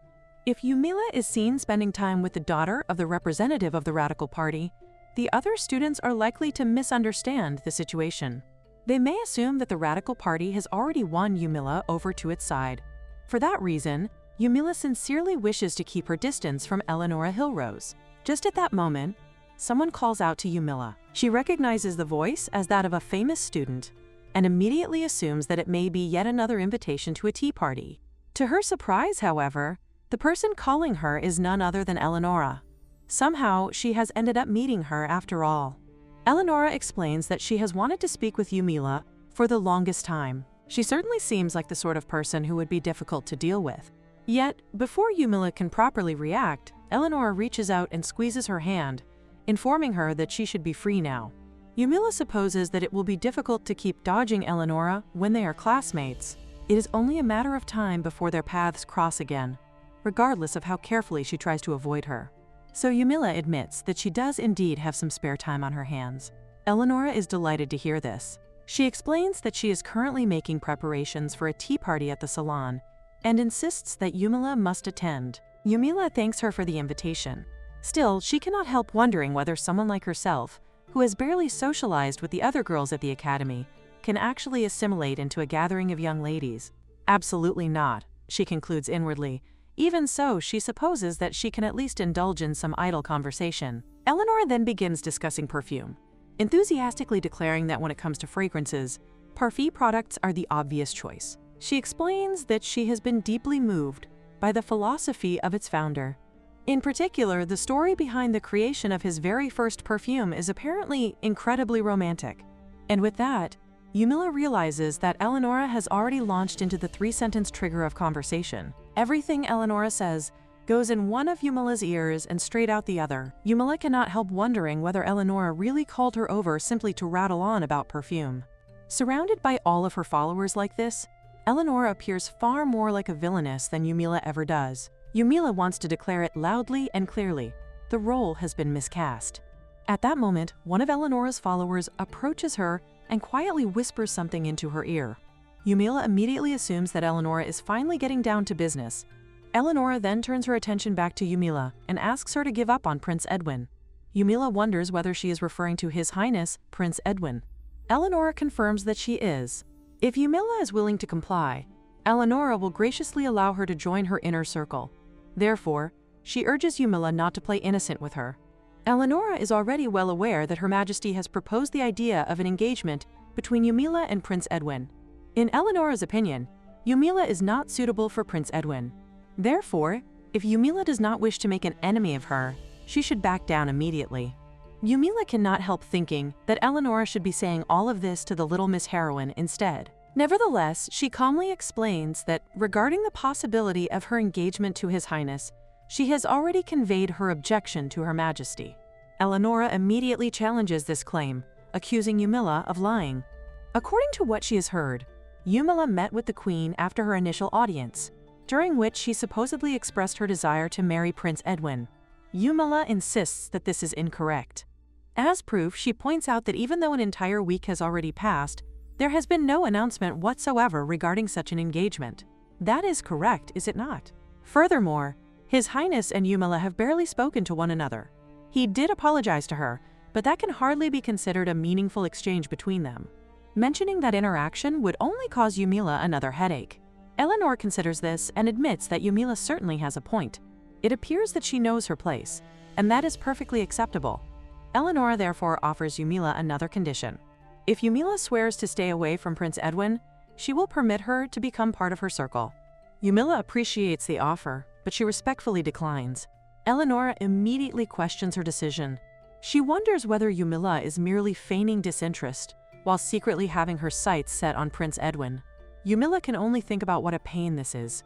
Marrying the prince would mean joining the Duke's faction. She wonders whether Eleonora considers the two matters to be of equal value in her book. Yumila dislikes both notions regardless. How annoying. So she tells Eleonora that there is someone far better suited to Prince Edwin than herself, and that person is Lady Eleonora. In Yumila's opinion, Eleonora and His Highness are extremely compatible. Eleonora is pleased by this assessment and remarks that Yumila certainly has a good eye. After all, Eleonora has danced with Prince Edwin on multiple occasions. Whenever they dance together, Prince Edwin looks positively dashing. Yumila immediately realizes that Eleonora approached her because of Prince Edwin, not because of any interest in Yumila or her family. How gullible she is. Eventually, Yumila finds herself having her main meal, which tastes especially delicious when she is tired. There is still a chair-length distance between her and her classmates. Yumila is perfectly content to spend her 3 years at the academy as nothing more than an ornament. In fact, nothing could possibly be better than remaining completely inconspicuous. Her gaze then falls upon one of the girls. Her name is Jessica, if Yumila remembers correctly. Jessica is supposed to be the first friend Alicia makes in the original game. However, Yumila has never seen the two of them together since the entrance ceremony. Not even once. Suddenly, someone approaches Yumila and asks whether they may sit there. At long last, Yumila thinks, she is finally beginning to bridge the gap between herself and her classmates. But the person who wants to sit directly in front of Yumila is none other than Alicia. And Alicia asks Yumila whether she is the Demon Lord. Yumila thinks that she has somehow been transported into a country where people discriminate solely on the basis of black hair. The moment Alicia reacts to the words Demon Lord, as though Yumila has uttered the name of someone who must never be mentioned, Yumila becomes suspicious. How exactly has Alicia come to know about the discussion surrounding the Demon Lord when, according to the Queen, only a very small group of people are aware of it? Yumila therefore turns her attention to Alicia and questions what she means by bringing up the Demon Lord in the first place. Alicia explains that Edwin has told her that the Demon Lord will rise again 2 years from now. Yumila cannot help but notice that Alicia is already calling Edwin by a pet name, despite the fact that it has only been a week since the two of them first met. Apparently, her communication skills really are at level 99. However, Yumila quickly sets that thought aside when she realizes the more serious problem. That idiotic prince has actually gone and blabbed confidential information about the kingdom to Alicia. At the very least, someone needs to impose a gag order on him. Yumila then asks Alicia whether Prince Edwin specifically told her that Yumila herself is the Demon Lord. Alicia clarifies that Edwin only told her that the Demon Lord would rise again in 2 years. However, because Yumila has pitch black hair, Alicia and the others have apparently connected those two facts on their own. The people around them immediately begin to murmur. Random whispers spread through the gathering, with everyone discussing the Demon Lord and wondering whether Yumila herself could truly be the Demon Lord. Yumila remains unimpressed. Her hair may indeed be black, but she wants to know what proof they actually have that connects her to the Demon Lord. Alicia admits that she does not know. Hearing that, Yumila asks whether Alicia is certain that she is not simply mistaken. Dark magic is not inherently evil. They were explicitly taught that in class, after all. This is not some simple storybook world where people can automatically determine whether someone is good or evil based on the type of magic they use. Just then, Alicia's love interest arrives and demands to know what Yumila thinks she is doing and what she has done to Alicia. Yumila cannot help thinking that she is the one being attacked here. From her perspective, Alicia is the one who has been making outrageous accusations against her. Yumila calmly explains that Alicia has been spouting all kinds of nonsense about the Demon Lord rising again and accusing Yumila of being the Demon Lord simply because her hair is black. Yumila is merely refuting those baseless claims. More importantly, the matter concerning the Demon Lord is supposed to remain confidential. The royal family should be well aware of that. Yumila therefore needs Edwin to hurry up and dismiss all this talk about the Demon Lord as nothing more than an absurd rumor that has been blown out of proportion. Unfortunately, the stupid prince only makes matters worse. Edwin confirms that it is true that the Demon Lord will rise again in 2 years. However, he also explains that only a select few people are aware of this fact. William immediately shouts at Yumila, declaring that he finally understands everything and that she must be the Demon Lord. Yumila, however, blandly denies it. She is not the Demon Lord. She may be the hidden boss, but she is not the Demon Lord. The others remain surprisingly unfazed, despite the Demon Lord being openly brought up in their presence. Well, if Alicia already knows this much, then the two of them must have heard about it as well. Even so, Yumila doubts that any of them have been informed that she will be joining their party. With that in mind, Yumila points out the obvious contradiction. In the first place, the discussion about the Demon Lord is based on a prediction that the Demon Lord will rise again 2 years from now. So how, exactly, are they supposed to explain the fact that Yumila's father is standing right there before them now? William, however, insists that Yumila is bound to commit evil deeds from this point onward. That makes Yumila realize that he really is the meathead she thought he was. She calmly points out that he should know there are no laws that punish crimes that have not yet been committed. A person cannot be punished simply because someone predicts that they might commit an evil act in the future. Of course, Yumila acknowledges that it would be a completely different story if any actual criminal intent were to come to light. William shouts at Yumila, warning her not to dare pull the wool over their eyes and insisting that he will bring her to justice. Yumila, however, simply wonders whether he genuinely believes that he can defeat her. She is getting absolutely nowhere with the two of them, so she turns her attention toward Oswald instead. She asks whether he honestly believes that she is the Demon Lord as well. Oswald explains that if Alicia says so, then he chooses to believe her. Alicia had been there by his side when he had lost confidence in himself and believed that he had no talent for magic. Because she supported him during that difficult time, he trusts her judgment. Yumila realizes that Oswald's affection level toward Alicia is considerably higher than she expected. In the game, depending on how many affection points have been accumulated between Alicia and a capture target, an event eventually occurs in which that particular capture target confides his worries and insecurities to Alicia. Oswald's event involves his weak constitution. William's concerns revolve around his inability to function properly as part of a team. Edwin, meanwhile, opens up about how uncertain and insecure he feels about himself as the second prince. However, the appearance of an existence like Yumila, someone who completely overwhelms them in the areas they are supposed to excel in, seems to have caused those events to trigger automatically. Yumila had said that she would surprise them, but this is pretty much just the result of the enormous difference between their levels. She had previously wondered why Alicia seemed to be ensnaring all of them far too quickly for comfort. It turns out that Yumila herself is the reason. Oswald then tells Yumila that, moreover, if she really is the Demon Lord, then her immense strength would certainly make sense. Yumila knows that she cannot exactly argue with that logic, so she admits that she is indeed powerful, perhaps even powerful enough to rival the Demon Lord. As for the lot of them, however, they are dismally weak. If they want to harbor any hope whatsoever of defeating her, then they need to become stronger. Yumila trusts that all of them already possess the basic skills and techniques necessary for combat. Therefore, she urges them to please work hard at leveling up. She has also heard that the Demon Lord wields dark magic, so she tells Alicia that she should especially hone her light magic. Not to mention, if they do not become stronger, they will never be able to defeat the actual Demon Lord. No, Yumila suddenly stops herself. Wait a minute. If she, Yumila Darkness, the self-proclaimed master of leveling up, simply leaves them to their own devices after telling them to please work hard, then what kind of master would she be? She cannot possibly call herself a proper mentor if that is all she does. Therefore, she decides that she will properly instruct them on how to raise their levels. Perhaps their impressions of her will improve a little in the process too.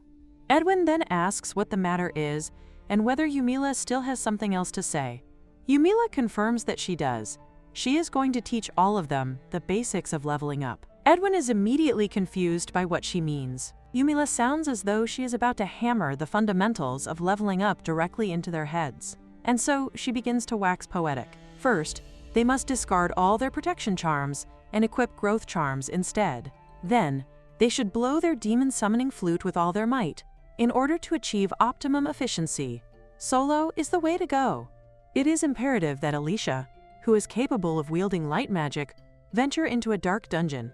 Offensive-type demons take less time to defeat than defensive-type demons, so they should prioritize them whenever possible. Yumila delivers all of this advice almost like a short speech, raising her voice enough that the students sitting nearby are able to hear her as well. These are her recommendations for how to level up. And with that, she is finished. Yumila feels an immense sense of accomplishment. She is positively elated. Surely Alicia and the others must be delighted to have been gifted with such wonderful knowledge. After all, leveling up brings happiness to the world. It seems that the prince has been rendered completely speechless by the sheer wonder of her teachings. But, to Yumila's surprise, instead of expressing gratitude, Edwin suddenly shouts at her and demands to know whether she is actually trying to get them killed. Yumila is dismayed that her goodwill has been taken the wrong way, though perhaps that is partly what she intended. Maybe she should learn to expect this kind of reaction from people. With that in mind, she assures Edwin that he and his friend should be fine. If they are frightened, she is willing to accompany them. Edwin, however, insists that such a thing will not be necessary. He intends to become strong in another way. At any rate, Yumila is certain that, in light of her magnificent display of kindness, her reputation as a generous and compassionate soul must be soaring by now. Unfortunately, the people around them begin to murmur. Isn't that demon-summoning flute a dangerous item? If something like that were ever used, even the Order of Knights could find itself in peril. The whispers continue, with people openly backbiting her behind her back. Yumila eventually turns her head and catches sight of the girls who are talking about her. She knows immediately that things have not gone well at all. Nevertheless, there is something else occupying her thoughts. Alicia's strange deviations from the logic of the original game. Could it be that Alicia has also been reincarnated into this world, just like her? If Alicia is aware of how the game scenario is supposed to unfold, that would explain her hostile attitude toward Yumila. It would also explain why she immediately hits it off with the prince and the other capture targets upon entering the academy. That must mean she is aware of her own position within the story. But even so, Yumila cannot completely disregard another possibility. Perhaps her very presence has already altered the course of the game. Either way, she decides that she will look into it. After school, Yumila reflects on the results of her surveillance throughout the day. Alicia appears to be nothing more than an ordinary, well-mannered girl. The Alicia from the game has a bright and pure personality. She enrolls in the academy because she wants to use her magic to help others. Unfamiliar with aristocratic customs and the ways of noble society, and constantly having the demon lord Yumila working against her, she has an extremely difficult time fitting in. Fortunately, with the help of the capture targets, she gradually manages to open herself up to them. The real Alicia, however, is kind to everyone. She also possesses an exceptionally cheerful personality. And, most importantly, she remains that way even when no one is watching. She is even gentle toward animals. The only thing that stands out as peculiar is her reaction toward Yumila herself. This unusual behavior is what first sparks Yumila's curiosity in the dining hall. Yumila also notices that Alicia rarely socializes with the other girls. Perhaps that is simply because it is difficult for anyone to approach a girl who is constantly surrounded by 3 boys. Then, Yumila notices Alicia walking away. She realizes that she needs to chase after her. But before doing that, there is something she absolutely must take care of. That little kitty. Yumila knows that the secret to approaching a cat at her level is to erase her presence as much as possible. A cat would probably be startled if a human suddenly materialized right beside it, so she quietly approaches the cat and softly imitates its cry. Meow, meow. The cat immediately looks at her. Then, without hesitation, it runs away. Yumila watches it disappear. That is exactly what she expected. Ever since she reincarnated as Yumila, animals have seemed to hate her guts. Or, more accurately, they fear her. Yet this feeling is strangely familiar. It feels like déjà vu. With that thought lingering in her mind, Yumila turns around and notices that one of the boys is staring at her. If she is not mistaken, he is one of her classmates. She tries to remember his name. What is his name again? But more importantly, she wants to know whether he has seen what just happened. She asks him if he saw that. The boy immediately covers his eyes and makes it clear that he saw absolutely nothing. Yumila knows perfectly well that he definitely saw everything. Without giving him any opportunity to question her, she explains in one breath that, by no means, did the cat manage to escape from her. She successfully caught it, even though it might have appeared as though she had failed. Perhaps, more accurately, she simply chose to let it go. Having convinced herself of this explanation, Yumila quickly dashes away. She has places to be. As she walks through the academy grounds, however, she begins looking around. Where did Alicia go? Thanks to her excellent eyesight, Yumila immediately notices where Alicia has gone. She begins leaping across the buildings, carefully shuffling along while hoping that Alicia will not notice her. Peering down from above, she sees Alicia sitting with Edwin. Edwin is explaining that Alicia may not be familiar with the system, but although it was instituted as law, it is more accurately a set of rules that the kingdom's nobles are expected to observe. To Yumila, The scene looks as though it has been taken straight out of an otome game. It appears that Alicia is being tutored by the prince. The two of them are probably discussing the preamble of legal documents. Yumila does not sense even an ounce of malice from Alicia. The girl listens to Prince Edwin's words with shining eyes, completely absorbed in what he is teaching her. Alicia is friendly with the other two capture targets as well, but it seems that she is closest to Edwin. There is a good chance that she has already earned Edwin's favor, especially if she has lent her strength to the country and its prince. As a saint devoted to saving nature, she is likely grateful to him as well. Then Yumila notices Edwin calling out to Alicia and asking what she thinks about Lady Yumila being the Demon Lord. Yumila had left immediately after the discussion about the Demon Lord's subjugation, so Edwin had missed the opportunity to explain everything to her. However, his father had already told him that Lady Yumila was not the Demon Lord. Alicia appears surprised by this revelation. Edwin explains that believing she is the Demon Lord simply because she has black hair is going a little too far. Alicia then asks whether Miss Yumila really has black hair. Edwin becomes confused and asks what she means by that. Alicia proceeds to draw a truly horrifying picture. She identifies the drawing as Miss Yumila. In Alicia's eyes, Yumila appears to be a mass of black fog, resembling something like the terrifying figure she has drawn. An ominous and dreadful aura emanates from her, making her appear utterly frightening. Apparently, no one else seems to notice anything unusual about Yumila's appearance. Perhaps it has something to do with Alicia's ability to use light magic. On top of that, Alicia does not seem to have a particularly high opinion of Yumila either. Yumila cannot help but wonder what exactly this means. Could it be caused by the difference between their magical affinities and their enormous gap in levels? Edwin explains that, simply by observing her that night, it is clear to him that Lady Yumila's strength is far beyond the ordinary. Level 99 is not something that a person can attain so easily. Even if Lady Yumila is not the Demon Lord, the fact remains that she is an exceptionally powerful and special individual. Edwin then apologizes to Alicia for getting her involved in the affairs of the royals. She has nothing to do with the Demon Lord's subjugation after all. However, Alicia immediately protests. If a crisis were ever to strike the kingdom, she cannot remain completely unconcerned. Moreover, she is finally beginning to understand why a country bumpkin like herself was permitted to attend this academy in the first place. If her magic can truly help save the world, then she is determined to work hard and do whatever she can. She asks Edwin to watch over her. Edwin agrees, and the two resolve to vanquish the Demon Lord together. On the other hand, Yumila watches the scene from above. This certainly is an otome game, all right? In any case, Alicia does not seem to be a reincarnated person like Yumila. Finally, Yumila returns home. Rita greets her upon her arrival. Yumila learns that Her Majesty has sent her confectionaries yet again that day, and Rita wonders whether she should brew some tea to accompany them. Yumila notices that Rita has apparently begun to enjoy this sort of thing as well. Rita then explains that the confectionaries are actually from the master. Yumila immediately takes them and drops them onto her table. Rita protests, telling her that she should at least take a glance at them. Yumila merely sighs. The next day, after school, Yumila wonders what exactly that visitor had wanted from her. She approaches the room and knocks on the door, politely announcing her intrusion. Someone inside tells her to enter. The moment she hears the voice, Yumila realizes that something is different.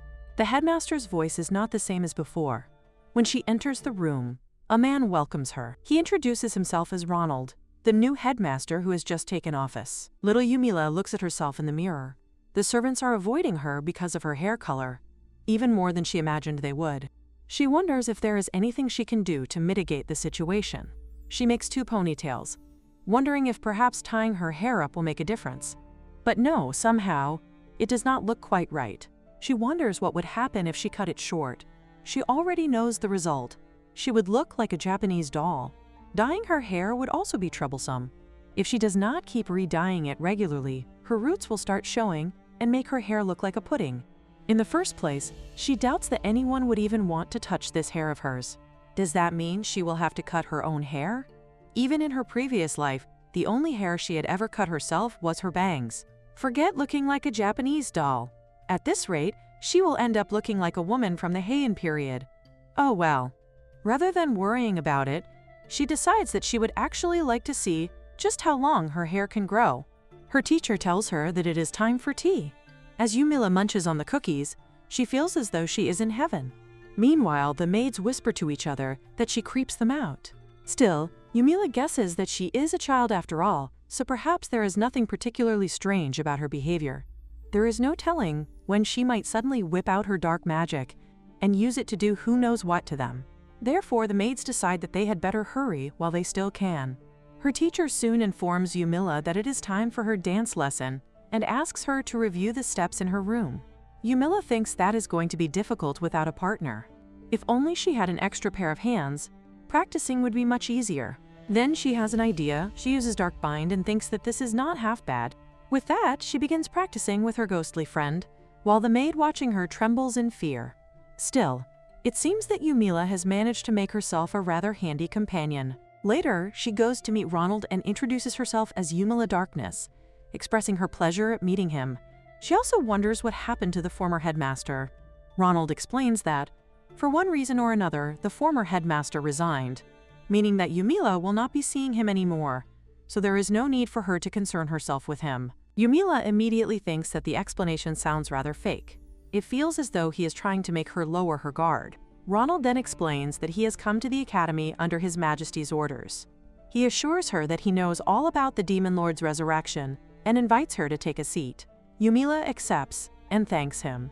The fact that Ronald is privy to the information regarding the Demon Lord's resurrection means that he must enjoy the king's full confidence.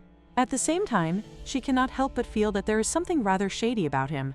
Ronald brings up Prince Edwin, thinking that he is quite a handful. It is remarkable that the prince would simply blurt out state secrets in public, and his actions have caused Yumila quite a bit of trouble as well. Yumila acknowledges that this is true. Prince Edwin has publicly proclaimed that the Demon Lord will rise again in 2 years' time. Alicia then accused Yumila of being the Demon Lord, resulting in complete pandemonium spreading throughout the entire school. Well, Yumila is already used to being the center of attention ever since the entrance ceremony. His Highness is not normally someone who acts so irrationally. However, recently he has been somewhat high-strung, or perhaps unstable would be a better way to put it. The same can be said for the two people who are always by his side. Yumila asks Ronald what brought about this sudden change, already betting that she is the reason behind it. Ronald seems to think that she really has to ask. They have always outshone their peers throughout their entire lives, only for Yumila to suddenly come along and trample all over their pride.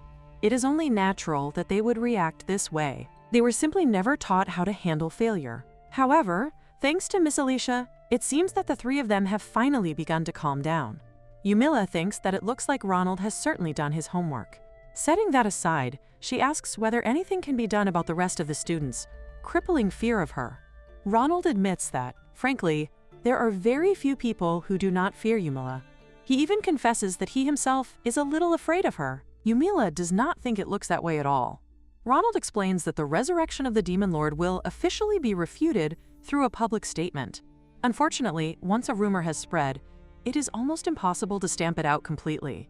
The same principle applies to the rumors surrounding Yumila. Well, considering her overwhelming strength, the rumors are not entirely unfounded either.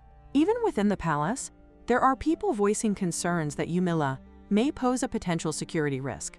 That is not entirely unexpected. After all, Yumila did appear out of nowhere at level 99. Ronald confirms that His Majesty is aware that Yumila is most certainly not the Demon Lord, so she does not need to worry. Yumila begins wondering whether the royal family possesses detailed knowledge about the Demon Lord. Ronald says that, unfortunately, he cannot comment on that. Yumila cannot help but wonder whether that was essentially a yes. The matter has been on her mind ever since she overheard Prince Edwin in the library. Because of Yumila, everyone believes that the resurrection of the Demon Lord was somehow brought forward by 2 years. However, His Majesty clearly did not believe that explanation for even a second. Yumila wonders whether His Majesty possesses some indisputable proof that she is not the Demon Lord. Meanwhile, Ronald calmly drinks his tea, thinking only about how delicious it is. Yumila realizes that there is no use trying to figure him out. She has absolutely no idea what is going on inside his head. This man is a close confidant of the king. He even knows about Prince Edwin's childhood. Yumila begins to wonder whether he deliberately left out his family name when he introduced himself. Ronald explains that he is merely a humble headmaster. He also serves as the liaison between Yumila and His Majesty, so she should not hesitate to approach him whenever she has a question that she wishes to direct to the king. Depending on the situation, Ronald can arrange for her to receive a prompt response from His Majesty. Yumila wonders whether he has just read her mind, or whether he has been vested with discretionary powers of his own. Ronald observes that she really is not a girl who has only her physical prowess going for her. It is no wonder that His Majesty has taken a liking to her. He figures that his work here will probably be brief. Yumila knew it. Somehow, he was reading her like an open book. Being around this man was becoming increasingly awkward. Ronald then moves on to what is to come. He explains that getting a girl was the main agenda for today, so everything else is simply an addendum of sorts. He would like Yumila to work together with the teacher during the upcoming field exercise. Field exercises are opportunities for the students to level up. They are conducted in a safe environment where the students can hunt demons and gain practical experience. It is also essentially a tutorial for capturing battle dungeons. Indeed, it would be great for Yumila to join the other students, especially since she is level 99. Yumila acknowledges that she understands and wonders exactly what she needs to do. Ronald explains that she is expected to assist the teacher in charge with dealing with any emergencies. However, he does not foresee such emergencies arising, as the exercise will be held in the forest on the outskirts of the capital. Since it is a tutorial stage, only weak demons are expected to appear, so there should not be much for her to do. Yumila wonders if that means all she has to do is stand there and watch them fight. Ronald confirms that, in other words, that is essentially the case. As per usual, the class will be divided into two groups, the metropolitan nobles and the provincial nobles. Yumila will be overseeing the provincial nobles. Yumila thinks that it certainly is a rather broad division. Ronald explains that there is a good reason for it. The difference between the two groups in their drive to level up is quite substantial. Many metropolitan nobles inherit estates or become civil servants after graduation, meaning they have little to gain from having a high level. As a result, very few of them actively try to level up. The provincial nobles are quite the opposite. Their territories are often less secure, particularly for those presiding over smaller regions, and they may have to personally respond to demon attacks. It is also common for second sons and those below them in the line of succession to enlist as soldiers. Of course, metropolitan nobles who aim to become military officers or knights still need to reach a respectable level. However, as far as Ronald has heard, they do not seem nearly as fervent about leveling up as the provincial nobles. Yumila wonders about His Highness and whether this difference might affect the Demon Subjugation Squad's progress. Ronald explains that efforts have been made to prepare them for what is to come. Special training courses have been designed for them, and, at the very least, they intend for the members to surpass level 40. Yumila's eyes twitch at that. She really wants to know what those special training courses are like. She thinks about level 40. If it were up to her, she would rather have them reach around level 60. Ronald points out that they need to become roughly on par with Captain Adolf, and they only have 2 more years. Yumila admits to herself that he does have a point. She supposes that reaching level 40 is already pushing it for them. The field exercise in the game was different. Since the player controlled Alicia and the others were grouped together with the metropolitan nobles. Yumila cannot help but feel excited to see what is in store for the provincial nobles, and, more importantly, how on earth they managed to level up. Ronald looks at her before reminding her that she is only there to supervise. He expects her to understand that, and, above all, to try not to act up. He has heard about her so-called leveling up methods after all, and when it comes to Yumila, one simply cannot be too careful. Finally, the day of the field exercise arrives. 4 against 1. Clearly, it is complete overkill. Yumila looks at the scene and cannot help but think about how incredibly laid back this exercise is. The teacher soon announces that everyone should take a 10-minute break. Those who have run out of magic or sustained injuries are reminded not to forget to take their potions. Yumila walks over and begins handing potions out to everyone, telling them to come and collect theirs. As she looks around, she cannot help but think about how inefficient the whole process is. Then she notices the guy from that time, the one with the cat. He approaches her and introduces himself, giving his name as Patrick. Yumila asks whether he is of the same opinion as her, addressing him as Master Patrick. She thinks that, with their current numbers, they could surely take on an increased number of demons. Patrick agrees, but only if they divide themselves into 2 groups, the vanguard and the rearguard. Yumila wonders whether this is a tactic used in the ASHBAT territory. Patrick confirms that it is indeed. The vanguard holds the demons down while the rearguard mounts an attack. In simple terms, the amount of experience points gained is proportional to the damage inflicted. Yumila immediately realizes the problem. If that is the case, then surely they will level up at different rates. Patrick explains that they also reverse the formation. The rearguard restricts the demons' movements with magic while the vanguard attacks them. However, this configuration is not as stable. As expected, it is harder to level up a large group. That is probably one of the main reasons why Captain Adolf of the Knight's Order is still hovering around level 60. Yumila realizes that her method has indeed been the right one, but only when it comes to individuals. When it comes to an entire group, she is completely out of her element. She wonders whether this bunch can actually pull it off. They have the numbers, but with so few demons available, what is the point? Yumila takes something out and reveals that she just happens to have this thing with her. Patrick immediately recognizes it as demon summoning fluid and shouts at her to stop, but it is already too late. Yumila has already blown it. The teacher rushes over and asks what is wrong. Meanwhile, Patrick immediately turns his attention toward everyone else. He instructs all those armed with shields and spears to move to the front. The vanguard is to keep the demons from advancing, while the rearguard is to use area of effect attacks with magic. Once their magic runs out, they are to find an opening and strike with their weapons. If anyone gets hurt, they are to retreat immediately and heal themselves with potions. The students quickly take their positions. Soon they notice that the demons have appeared. They are ordered to attack. The students continue attacking the monsters while following Patrick's formation and technique. After a while, Patrick notices one of the students struggling and asks whether he is injured. The student replies that he is fine. Patrick, however, orders him to fall back and put his shield up again. The battle continues until everyone is completely drained. Once the students have exhausted themselves, Patrick approaches Yumila and demands to know what in the world that was. Yumila wonders why he seems so upset. Then she realizes the reason. She assures him that there is no need to worry. She is sure that some of them must be out of magic by now, so she can take care of the restraining part herself. He is probably angry because the vanguard can no longer level up once the rearguard has exhausted all of their magic. Yumila is actually glad to have found someone who thinks the same way she does. With that, she blows the whistle again, summoning more monsters. She tells Patrick that she will stop the demons in their tracks, so he should take his time finishing them off. She assures him that she will not let the demons lay a finger on any of them. With that, Yumila uses her dark wind to attack the monsters, binding them firmly in place. She then turns toward the other students and tells them to attack whenever they are ready. The students begin murmuring among themselves. One of them wonders whether what they are seeing is a hand. Yumila explains that it is her magic, called Dark Wind, and that it does not kill its targets. The students question whether the monsters will not attack them. Yumila tells them not to worry. They can clearly see that the demons are firmly bound and unable to move.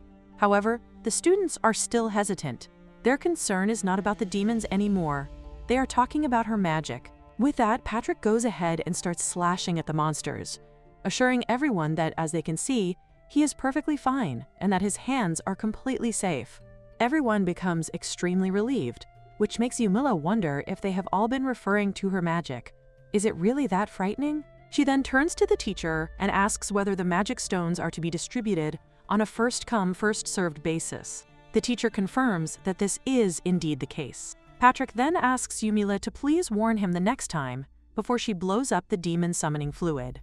She, however, tells him that what he has just done is impressive. His leadership is outstanding, and he must be an expert at hunting demons. Patrick explains that it is probably because of the way he looks. As the son of a Margrave, he has already seen his fair share of battles before enrolling at the academy. However, he quickly clarifies that he does not mean anything by that. Yumila wonders what he is even talking about, but Patrick simply dismisses it, saying that it is nothing.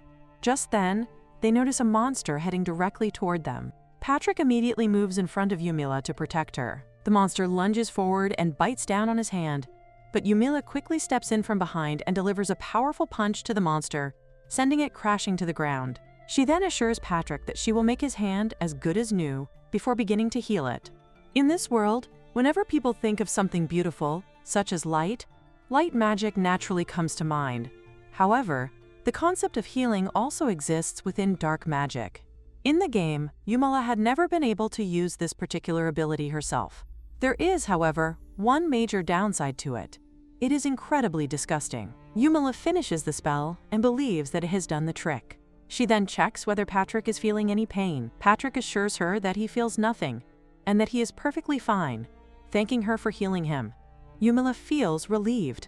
At least there do not seem to be any side effects from using a dark-type healing spell on someone with a different magical attribute.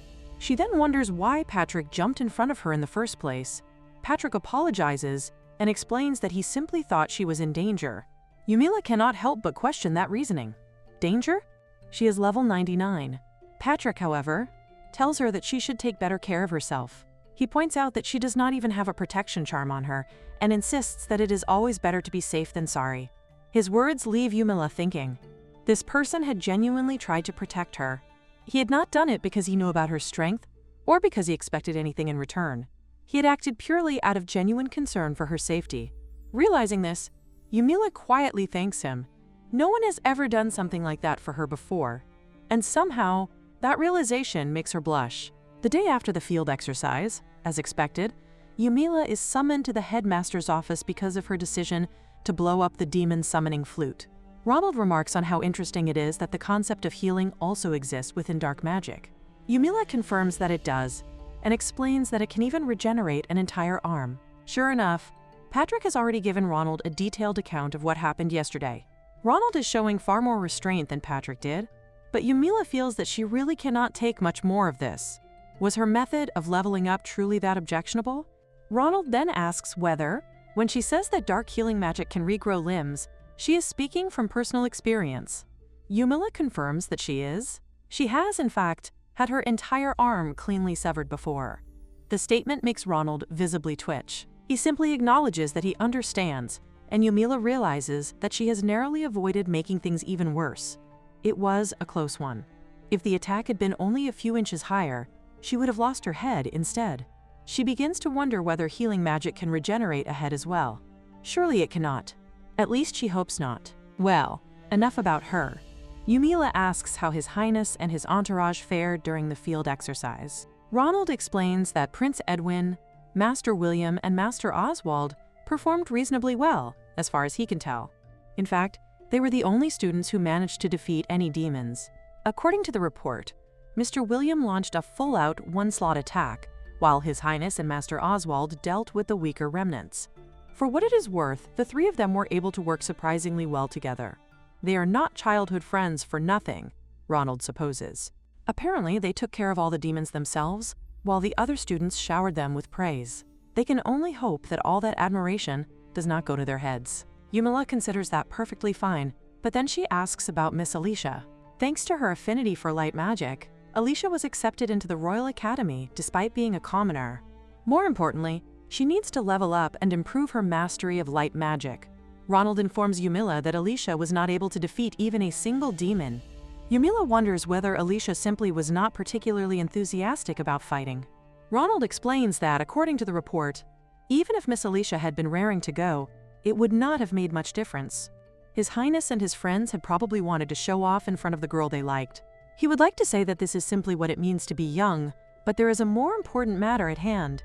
Alicia needs to become a competent light magic user, and Ronald may require her assistance if and when the time comes. Yumila assures him that he can count on her.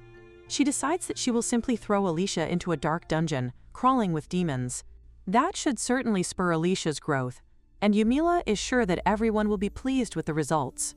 On a completely different note, Ronald informs her that a request has arrived from the Magical Tools Development Department. They are asking for someone to test the durability of one of their magical tools. Yumila immediately volunteers to do it. Speaking of magical tools, they are essentially magical items that have been infused with magic. Those used in everyday life often take the form of electrical appliances. Certain weapons and pieces of armor are also classified as magical tools. Even Yumila's cherished growth charm and her demon summoning flute are considered magical tools. Ronald then presents her with a sample that the department would like her to test. Yumila looks at it curiously and wonders whether it is made of iron. Ronald explains that the material is used for armor. The development department wants to determine whether it can withstand a higher level of endurance testing. Apparently, Captain Adolf has already conducted the standard durability tests.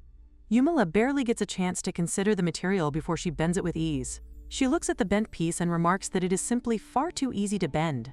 He wonders whether she knows just how much force she is applying. She admits that she will try to keep track of it from now on. Perhaps it will be good practice for her to learn how to control her own strength. Following the day of the field exercise, her solitary school life begins to undergo a few unexpected changes. Patrick calls out to her. He has started striking up conversations with her from time to time, which is something she is still not entirely accustomed to. He asks what she was called to the headmaster's office for. She reminds him of how she blew the demon-summoning flute the other day. Patrick says that he figured it had something to do with that. Before their conversation can continue, someone calls out to Patrick and asks him to come over for a minute. Patrick agrees and goes over to them. She watches him leave and realizes that Patrick actually has quite a lot of friends. She cannot help but think that he seems rather popular. The next day, the teacher announces that everyone is to pair up for some hands-on practice. As usual, she finds herself standing alone, while everyone else quickly finds a partner. Patrick comes over and asks whether she does not have a partner. He wonders if she would mind pairing up with him. She is mildly surprised. He is even kind enough to pair himself with a perpetual loner like her. She asks whether he is sure about it, and Patrick seems unable to understand why he would not be.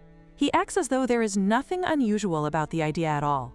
She is certain that he must have used the same charismatic approach with everyone during the field exercise. Everyone had been so quick to follow his instructions, after all. There is no doubt that his natural charisma plays a large part in it.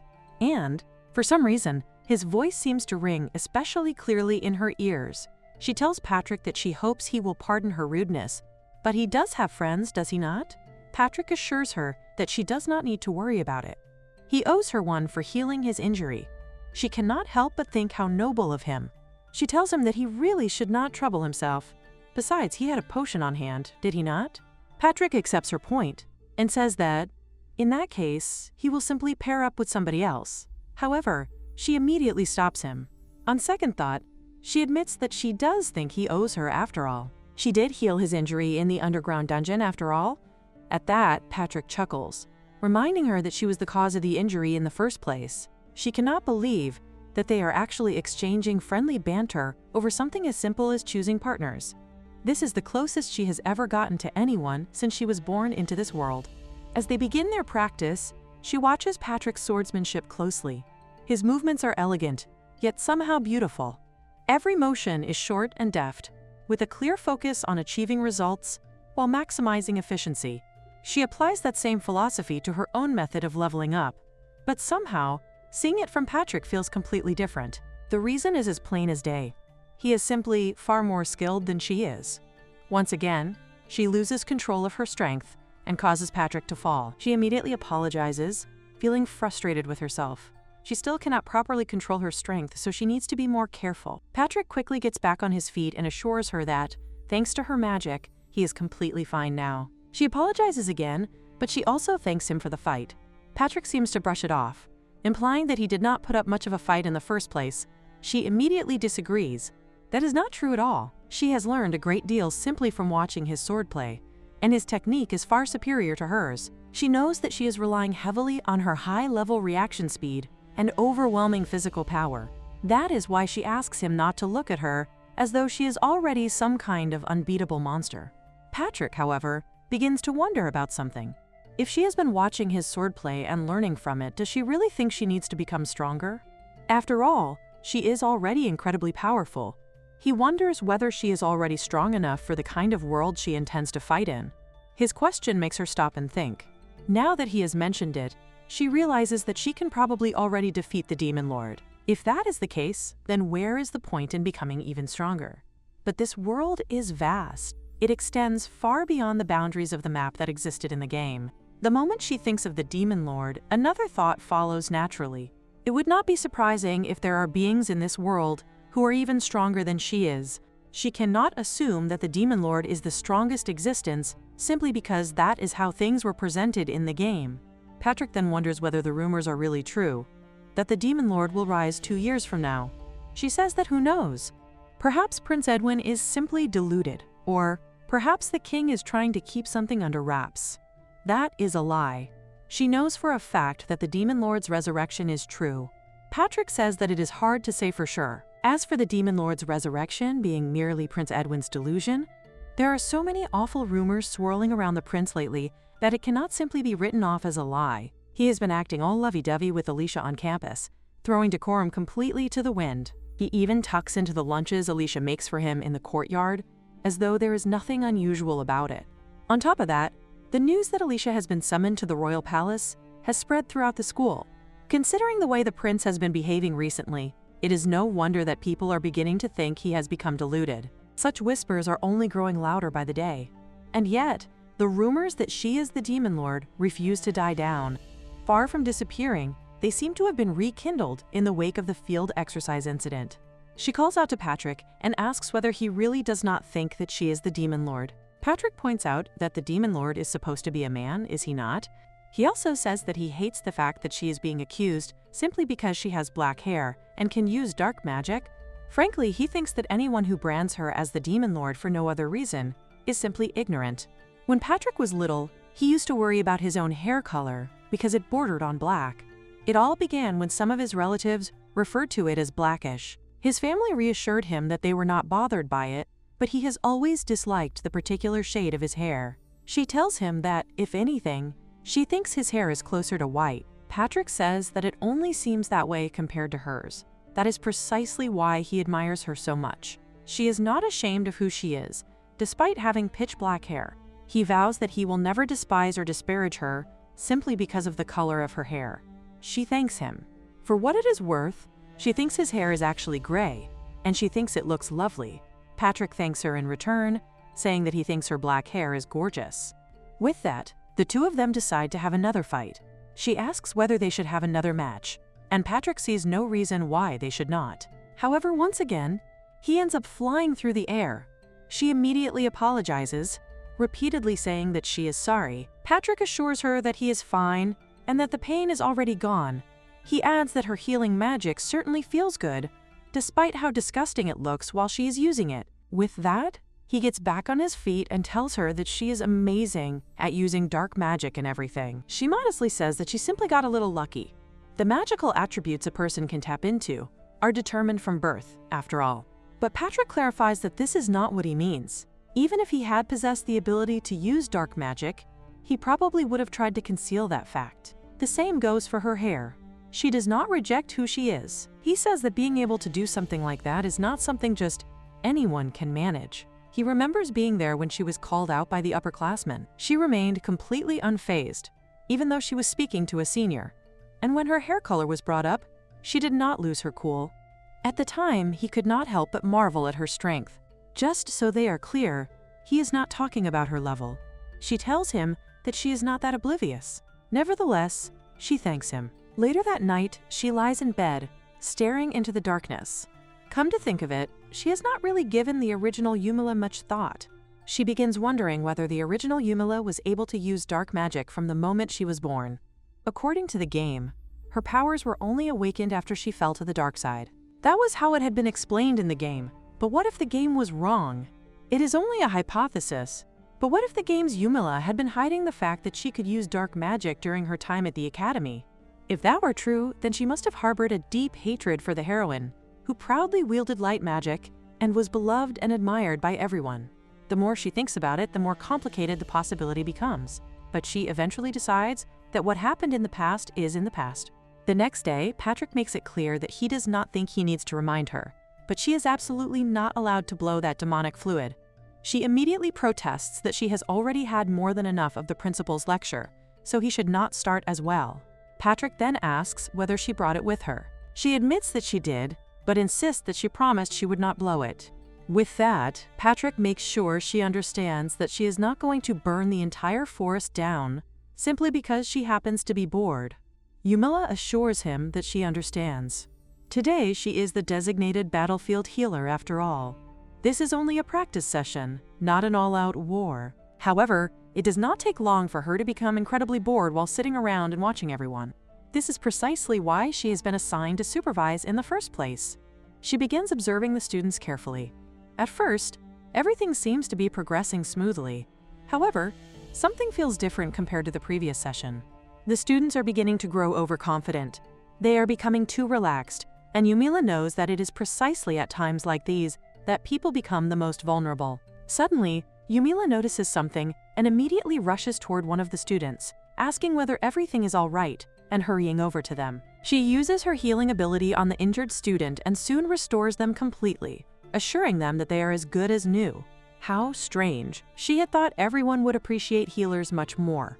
More importantly, this relaxed atmosphere really will not do. If they are supposed to be leveling up, the process should be far more intense, far more dangerous, and much closer to a matter of life and death than this. And that is when she brings it out.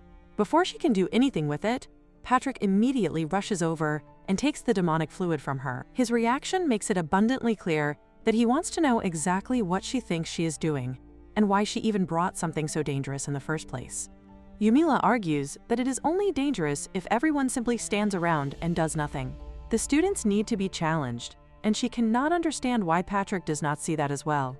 Patrick reluctantly acknowledges that she is not entirely wrong. Yumila points out that there were no casualties during the previous session, and she genuinely believes everyone is more than ready for something harder. In fact, she thinks they could each take on a dungeon single-handedly at this point. Patrick immediately reacts with disbelief. That is madness. Surely no one is crazy enough to do something like that. This makes Yumila wonder whether he is calling her crazy. She cannot allow herself to back down.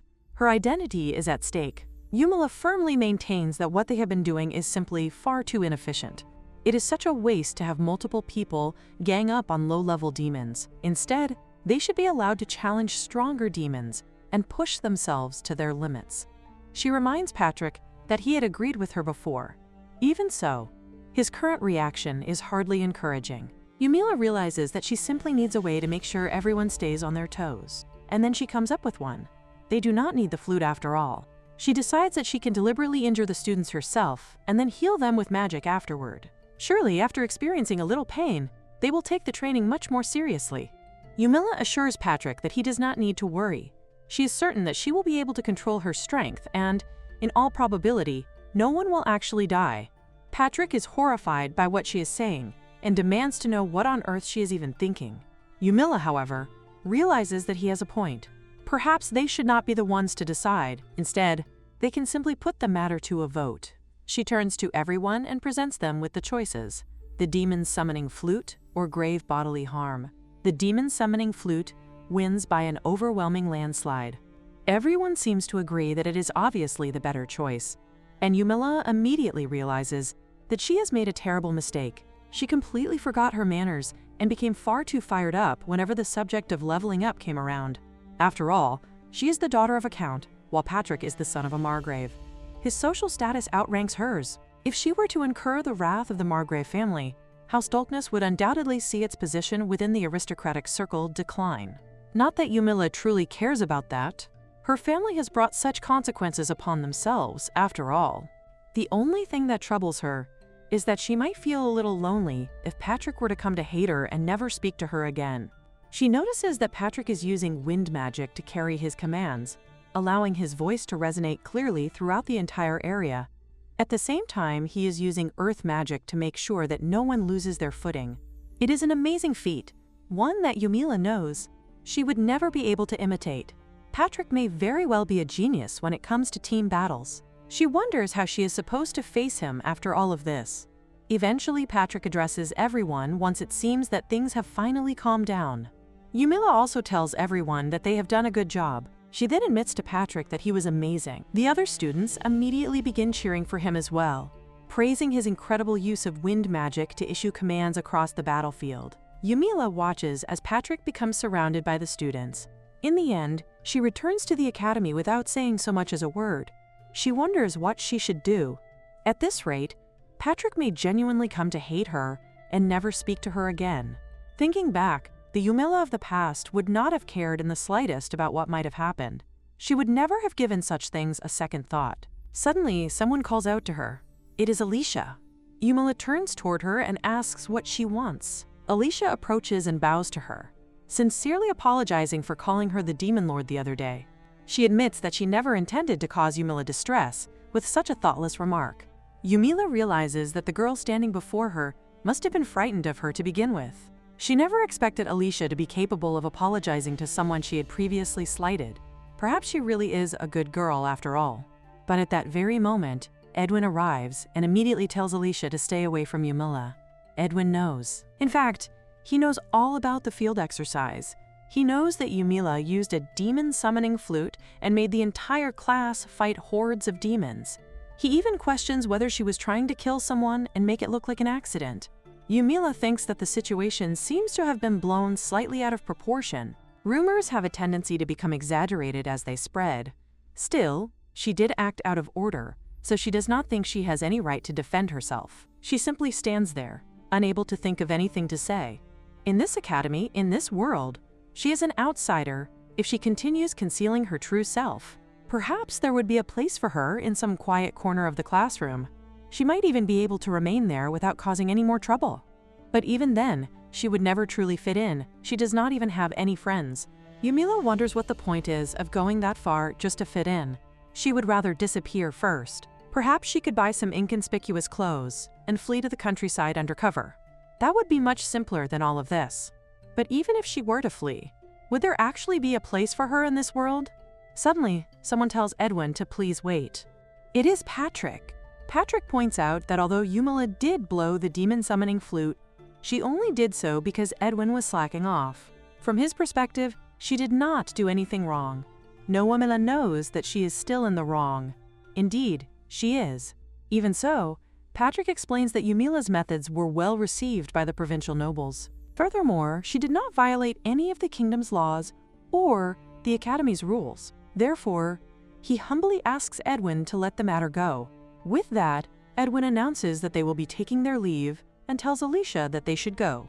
Yumila remains standing there, quietly watching them leave. Yumila thinks that it looks as though Patrick is genuinely angry. He tells her that what happened must have been unpleasant for her. Yumila thanks him sincerely, admitting that she truly appreciates it. She also acknowledges that it was probably a rather bold decision to confront His Highness like that. Patrick explains that he comes from a Margrave house. Even though he may not look the part, his family's status means that it does not matter much to him what Edwin thinks of him. Yumila then asks whether Patrick is angry with her as well. He says that he is not angry.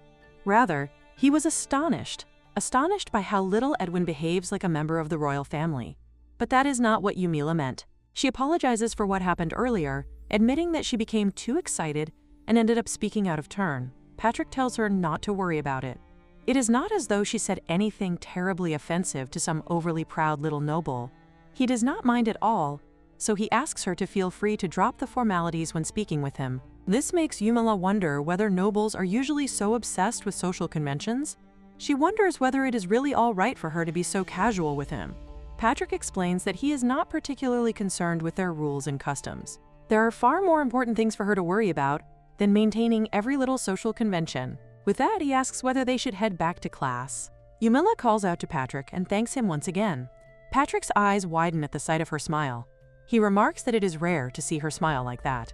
As the two of them walk together, Yumila begins addressing him as Mr. Patrick. Patrick immediately corrects her, telling her that simply calling him Patrick is fine. Yumila then calls him Patrick and asks whether he wanted to see her for something. Patrick explains that she had returned to the academy without saying a word to anyone, which made him worry that something might have happened to her. Yumila admits that she had spent some time moping, but those gloomy moments are over now. Patrick checks once more to make sure that she is really all right before suggesting that they continue on their way. Yumila assures him that she is fine. Deep down, she truly wishes that she could become friends with him. But she is certain that asking for something like that is probably too much. The festival holidays, in other words, the summer vacation, have begun. The Royal Academy is a boarding school, but during this time, students are free to return home. However, most provincial nobles choose to remain at the academy after taking both the travel time and expense into consideration. Yumila, of course, is one of the students who stays behind, and so is Patrick. Patrick remarks that she is losing her grip, but despite the holidays, she still sees him quite often. In fact, it feels no different from a regular school term. Yumila apologizes, admitting that she used too much force once again. Patrick remarks that it must be nice to be her. Yumila explains that the angle of the blade determines how much force is required. After another exchange, Yumila suggests that the two of them should probably take a break soon. As they stand there, Yumila thanks Patrick for sparring with her, even though it is the holiday. Patrick reminds her that he was the one who suggested it in the first place. He then adds that he hopes she will be able to stop sending him flying in front of everyone by the time the next term begins. At that, Yumila immediately protests, insisting that he should know she has actually been working hard on holding back her strength. She points toward her new magical blade, which is only level 60, and explains that it is capable of bending under excessive force. Patrick questions how that is supposed to help. Yumila clenches her fists and explains that she has been practicing controlling her strength by exerting precisely enough force to avoid bending the blade. However, despite her efforts, the blade has bent once again. She admits that she must not have mastered it just yet. Still, she is able to control her strength perfectly well when she practices by herself. Finally, the two of them make their way into the classroom. The classroom hall is completely empty.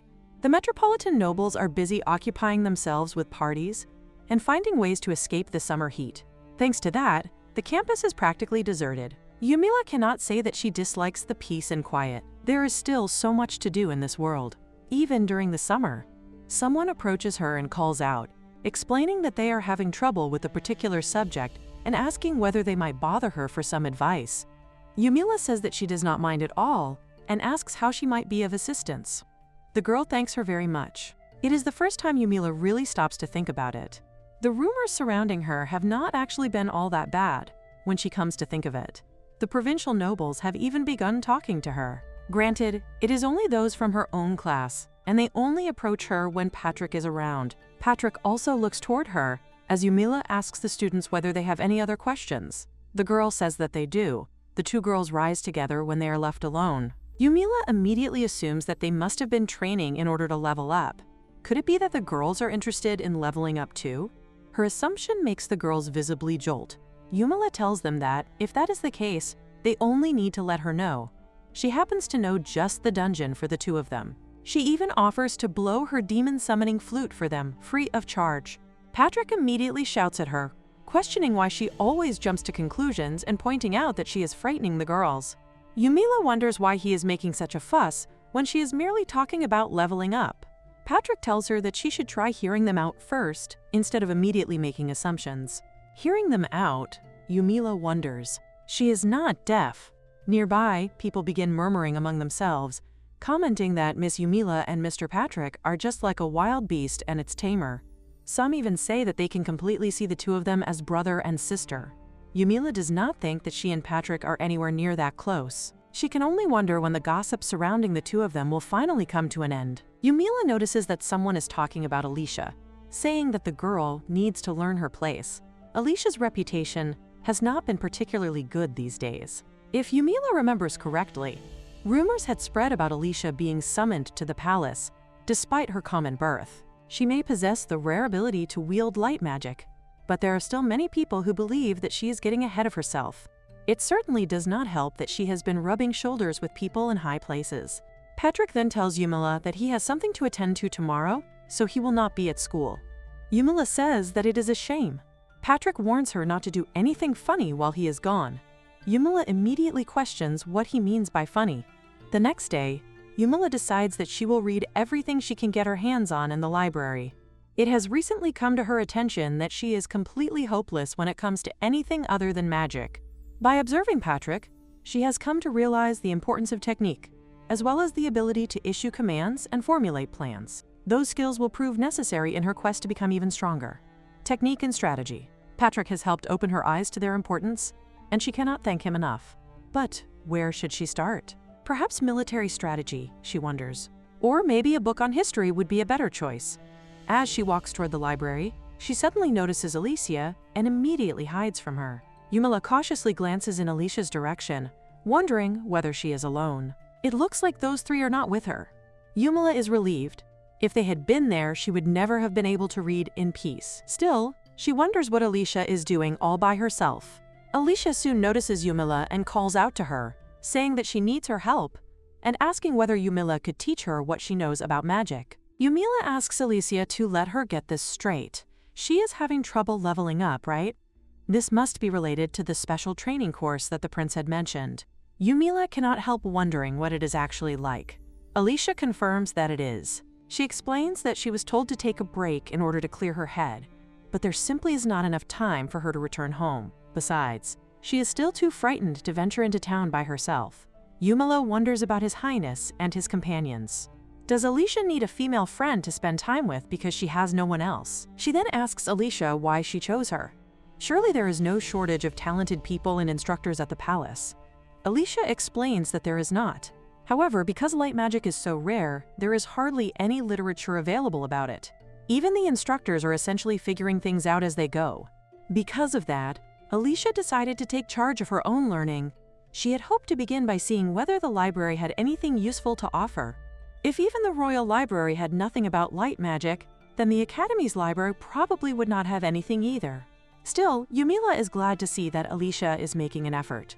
As a fellow rare magic user, Yumila tells Alicia that she might be able to offer some assistance.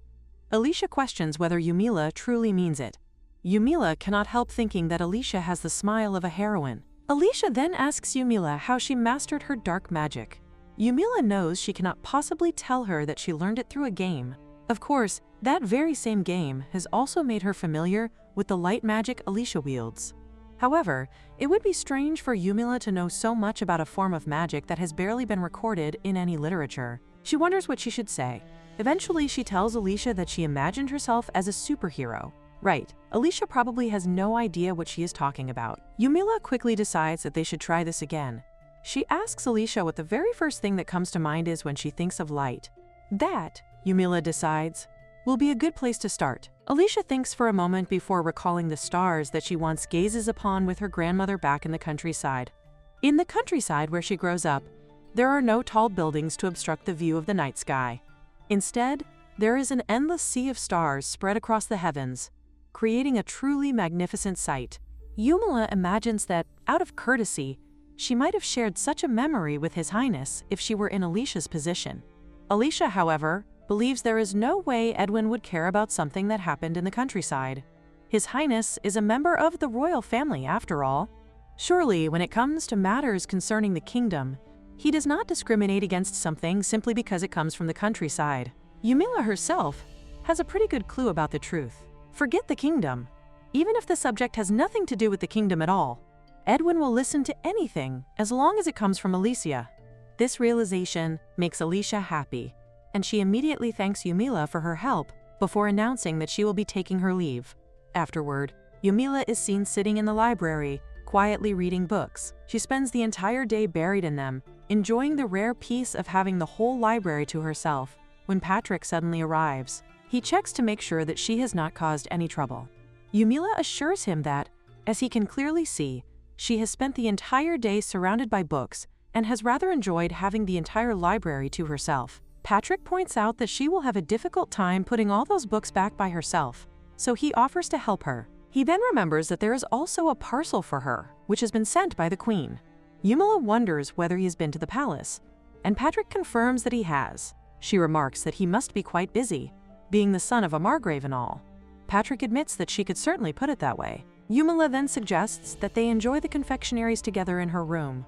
Rita, her maid, is sure to brew some excellent tea to accompany them. Patrick immediately objects, explaining that it would be improper for a lady to invite a man into her room without the proper ceremony.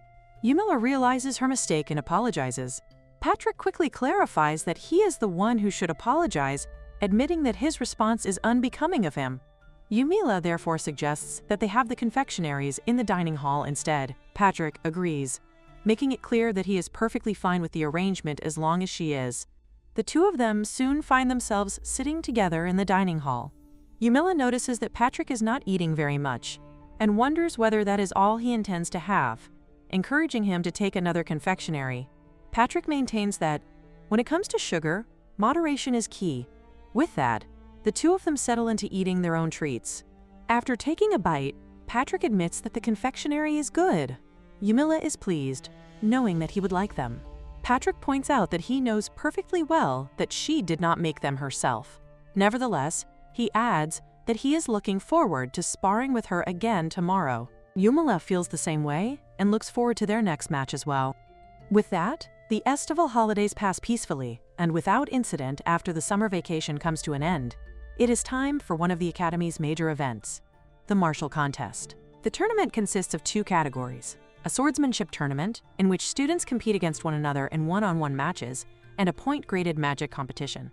Both events are open to students of every grade, and participation is entirely voluntary. The victor is awarded a rare item as the grand prize. Yumila has no intention of competing. When she thinks about it, the whole idea almost feels like a joke. Many influential and powerful nobles come to watch the event, particularly because it is an excellent opportunity for students hoping to pursue positions in the military. For them, the martial contest is the perfect chance to display their skills and attract attention. Patrick eventually approaches Yumila and brings up the martial contest, wondering whether she intends to enter. Yumila immediately says that, of course, she does, before asking whether Patrick plans to participate as well. Patrick explains that he is sitting this one out. He has no intention of becoming a military man after all.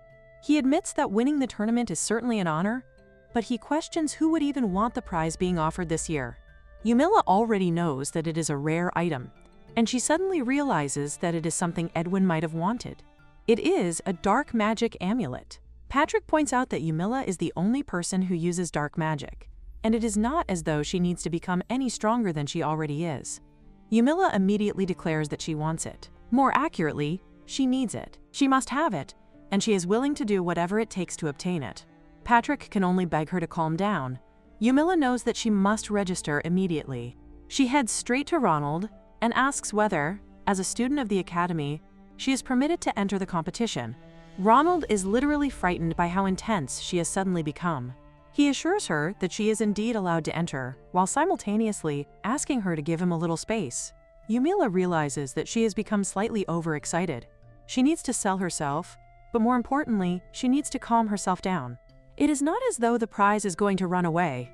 Still, she cannot believe that such a rare item exists without her knowing about it. Had she remained unaware of the prize, the eventual winner of the tournament might have mysteriously encountered a thief in the middle of the night. Ronald reacts with alarm and reminds her that the prize only goes to the winner of both categories. Yumila calmly confirms that she intends to enter both. She considers herself a completionist after all. Collecting every possible reward might as well be her motto. With that settled, Yumila asks Ronald to register her entry for the event. After she leaves, Ronald can only think about how unbelievable it is that she has taken the bait so easily. Finally, the day of the contest arrives. Yumila immediately realizes that the event is much larger than she expected. Patrick explains that the martial contest is usually held on the Academy grounds. However, so many nobles have come to watch this year that the Academy has been forced to change the location to accommodate the enormous crowd. Yumila wonders whether this means the Crown Prince is competing. She can easily imagine that many people would want to see the second prince in the spotlight. Patrick, however, explains that he does not think the crowds have gathered because of him. Yumila begins to understand exactly where Patrick is going with this. She wonders whether this entire situation is the result of the headmaster's doing. Patrick questions whether she truly could not tell. Yumila simply remarks that it is not easy being so popular. The reason for all the extra attention surrounding the tournament is, without a doubt, Yumila herself. It feels as though a huge crowd has gathered to see a lion at the zoo, or perhaps to witness a newly developed weapon from an arms company. The competitors are already assembled on the stage, ready for the competition to begin. Yumila knows exactly why everyone is here and asks Patrick to wish her luck. However, Patrick immediately tells her to wait and begs her not to give the competition everything she has. He wants her to use only a little of her strength, just enough to win without revealing too much. He practically begs her to do so. Yumila thinks that is quite a lot of requests. He does not need to lay it on so thick. She will be fine. The matches for the swordsmanship category are decided through a lottery. Prince Edwin and William are placed on the right-hand side of the bracket. Yumila wonders where she will end up, only to discover that her number is 3. Everyone assigned to number 3 immediately starts shouting in despair. Yumila knows that if she ends up fighting either Prince Edwin or William, it will be in the finals. William approaches her and mentions that he heard she stayed at the Academy for the entirety of the summer break. Yumila confirms that she did. William then tells her that he spent the entire break training and warns her not to think things will go the same way they did last time. He has now reached level 20, Yumiella cannot tell whether level 20 is supposed to be particularly impressive or not. She has forgotten to ask Alicia what they were doing during their special training segment. This seems like a good opportunity to ask her later. She decides to treat the exchange as the whole trinity of idle chit-chat. She responds with exaggerated interest, essentially asking whether reaching level 20 is really that amazing and encouraging him to tell her more. William immediately questions whether she is making fun of him, but his intimidation attempt does not work. He then apologizes and mentions that he heard from Captain Adolf that Yumiella is actually level 99. If Captain Adolf says as much, then it must be true. Yumiella thinks that she is glad to have finally settled that misunderstanding. However, William explains that his dream is to surpass Captain Adolf. In other words, defeating Yumiella would bring him one step closer to achieving that dream. Yumiella tells him that she looks forward to seeing him in the final. The only thing he will get one step closer to is death, of course. The first match of the martial contest begins. Each competitor brings their own real sword. Everyone is experienced enough to know when to stop, and a healing team is also standing by in case anyone gets injured. In any case, every participant wears a protective amulet, so there is no chance of instant death. One competitor maintains a tight defense, patiently waiting for the perfect opportunity to launch a counterattack. The other is craftier, constantly changing his stance and using feints to create an opening. Whatever the case, Yumiella thinks they are incredibly slow. They are low-level fighters, so their physical stats are low as well. Yumiella suspects that the people of this nation probably think wielding a sword is far more difficult than it actually is. She wishes they would level up before spending so much time polishing their technique. Finally, the winner of the match is announced. Yumiella knows that her turn is next. The opening round match number 2 is announced. Yumiella Dolkness versus Louis Lexian. Her first opponent is a muscular upper-grade student. There is no way she is going to lose, but Louis is fighting for the sake of his future, so she figures she should probably give him a few moments in the spotlight. She will hold back and allow everyone to see his skills before she goes in for the kill. That said, the thing she has to be most careful about is the durability of her sword. A broken weapon means disqualification and an automatic loss. Picking the right sword is not easy. Yumiella is using a fairly high-quality blade, but most swords would break if she put everything she had into a single strike. If the rules did not exist, she could win the entire competition with her bare hands. Still, there is a considerable amount of air pressure behind her movements, and fortunately the sword is able to withstand her strength at this level. All that remains is to put the training she received from Patrick to good use. However, Louis immediately yields, and Yumiella is declared the winner. She wonders if he has suddenly fallen ill. One by one, the other competitors begin yielding as well. The matches progress smoothly, and the tournament continues without any real obstacles. Before she knows it, Yumiella reaches the final. In fact, she reaches the final without having to fight even once. Her opponent in the final is William. Edwin is a magic swordsman, so in a pure battle of swords, William has the advantage. Yumiella thinks that this is great. She will finally be able to fight. Winning the entire tournament by default would leave a rather unpleasant taste in her mouth. The final match is announced. Yumiella Dolkness versus William. William proudly asks whether Yumiella can see how much he has changed. Yumiella observes him and notes that his sword is bigger. William explains that it is a great sword. They are not fighting with wooden sticks anymore. Yumiella remembers that great sword from the game. It has no magical qualities, but it possesses an incredibly high physical attack power. It is one of the pieces of endgame equipment. She wonders how William managed to get his hands on something like that so early in the game. Connections, she supposes. In terms of durability, the weapon is at the top of its class. It might even be capable of withstanding Yumiella's full power. Finally, the match begins. William immediately charges at her, swinging his great sword with considerable force. Yumiella effortlessly dodges his attack. She quickly realizes that William is already running out of breath. His level of strength does not match the enormous sword he is wielding. William complains that all Yumiella does is dodge because the strength of their weapons is so different. Yumiella supposes that simply dodging really is a little dull. Then she gets an idea. If she did what Patrick does, if she stopped relying entirely on dodging and instead tried to parry William's attacks, it might be worth a shot. So Yumiella moves forward and attempts to strike his sword with her own.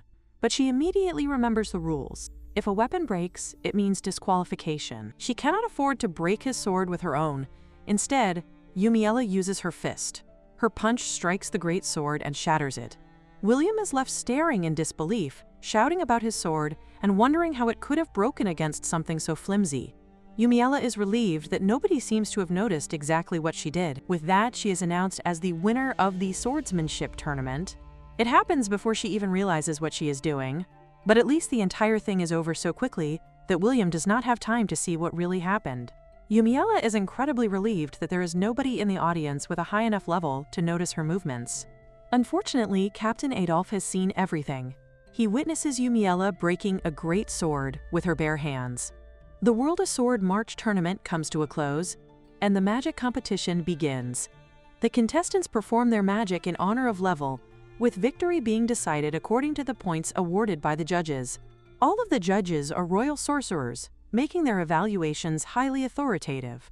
Yumiella is sitting all alone, looking extremely bored. Since she is the last contestant scheduled to perform, she has plenty of time to kill. Oswald approaches her and acknowledges the wonderful job she has done in the sword martial arts category. Yumiella accepts his praise and thanks him. Oswald explains that the magic category will not be nearly as simple. It is not merely a matter of magical power. The competitors are also awarded points for their control and variety. Although he cannot defeat Yumiella in a direct battle here, his ability to use all 4 elements gives him a considerable advantage in this competition. This makes Yumiella think about her own position. If Oswald is correct, then she only has her dark magic to compete with, which may indeed make things considerably more difficult for her. She does not have much confidence in her control of magic either. Still, Yumiella decides not to dwell on it, and changes the subject by asking Oswald about his summer vacation. She has heard that he underwent special training at the royal palace. Oswald confirms that he did, describing it as the finest training available in the entire nation. Yumiella becomes curious and wonders exactly what kind of training he participated in. However, she soon realizes that her attempt at idle chit-chat is going nowhere and gives up on it entirely. Oswald, meanwhile, considers his training far more proper and disciplined than the crazy mess Yumiella calls training. Yumiella presses him for a little more detail, but Oswald does not elaborate much. Instead, he tells her that there is something else he wants to say. He acknowledges that Yumiella is truly level 99 and apologizes for having doubted her. He has looked up to His Highness Morris and has heard that the prince intends to use Yumiella in the main attack against the Demon Lord. However, Oswald makes it clear that the attack against the Demon Lord and this competition are 2 completely separate matters.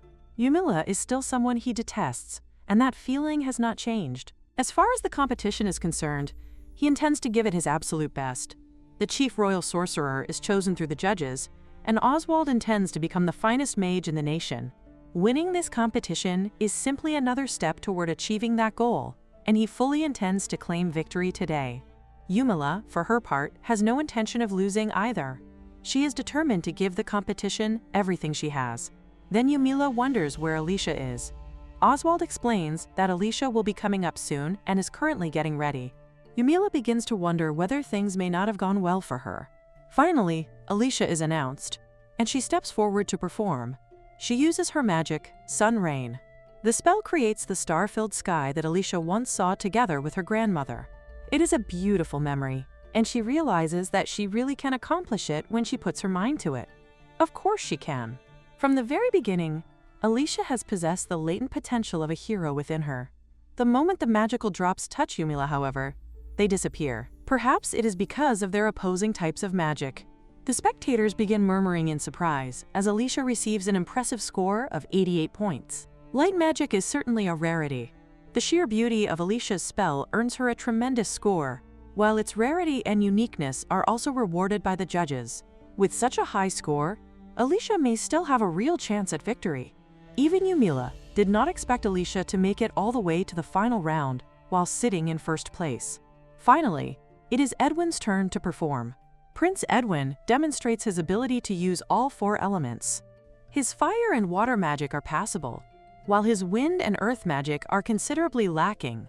Simply being capable of using all 4 elements is impressive in itself. However, just as William falls short when it comes to magic alone, Edwin also cannot compare to Oswald's overall ability. At last, it is Oswald's turn. Oswald begins his performance, and the sight is magnificent. He combines earth and water magic together, displaying remarkable feats of magical control before the audience. His performance immediately captivates everyone, and the crowd begins applauding.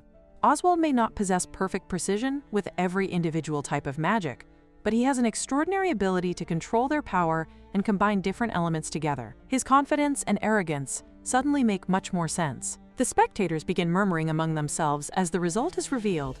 Oswald has received 100 points. A perfect score. Yumila knows that her victory may now be in doubt. Oswald tells her that he has already won. No matter what she does, she cannot surpass his score, and she will not be able to earn more than 100 points. Yumila points out that she can still end things in a draw. Even so, she still has not decided what spell she should cast. Since the magic category proceeds in order of level, and she is the last contestant while the person immediately before her was Oswald, perhaps they really are working toward leveling up. Just thinking about the level of this country makes Yumila's head hurt. It is probably because they are constantly fighting groups of enemies, which goes without saying. However, she needs Alicia and the others to level up so that they can eventually vanquish the Demon Lord. At the same time, they also need enough strength to hold off the Demon Lord's forces. There is no point in having an elite team if the country itself cannot even defend against the enemy. Yumila suddenly notices Patrick. She wonders why he is standing so far away from her. It is her turn to perform, yet he is not even in the front row.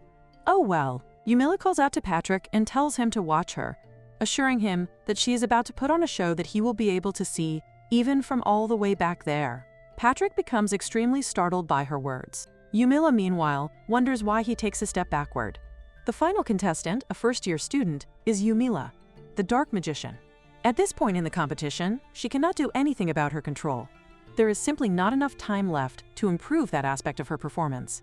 That means the only thing she can do is demonstrate just how overwhelmingly powerful she is. Yumila declares that everyone should behold the power of level 99, and then she uses Black Hole. She intends to use all of her power so that even Patrick will be able to see her spell from the back. Everyone watches in confusion as the spell begins to take shape. Yumila herself wonders how long it has been since she last unleashed the totality of her magical power. A massive black hole appears before them. The spectators begin wondering whether night has already fallen. Then, with the activation of the spell, everything around them begins to shine. Yumila realizes that she is capable of creating beautiful magic as well. However, at that very moment, everyone begins getting vacuumed toward the black hole. Yumila suddenly realizes that she has forgotten about the vortex at the end of the spell. The people begin wondering how many points she will receive for such an incredible display, while Yumila realizes that she has only used a single spell. Just like Oswald, she needs to use a variety of spells if she wants to increase her score. Yumila begins thinking about what spell she should use next. Perhaps Hand from Shadows, maybe a healing stream, or perhaps some muddy magic. There are so many possibilities that she cannot decide which spell to cast. Yumila therefore asks the judges to wait for a moment before settling on her score. She wants them to at least allow her to perform one more spell. However, the judges immediately inform her that there is no need for another spell. She has already won. Yumila is stunned when she learns that she has received 300 points. She cannot understand how that is possible.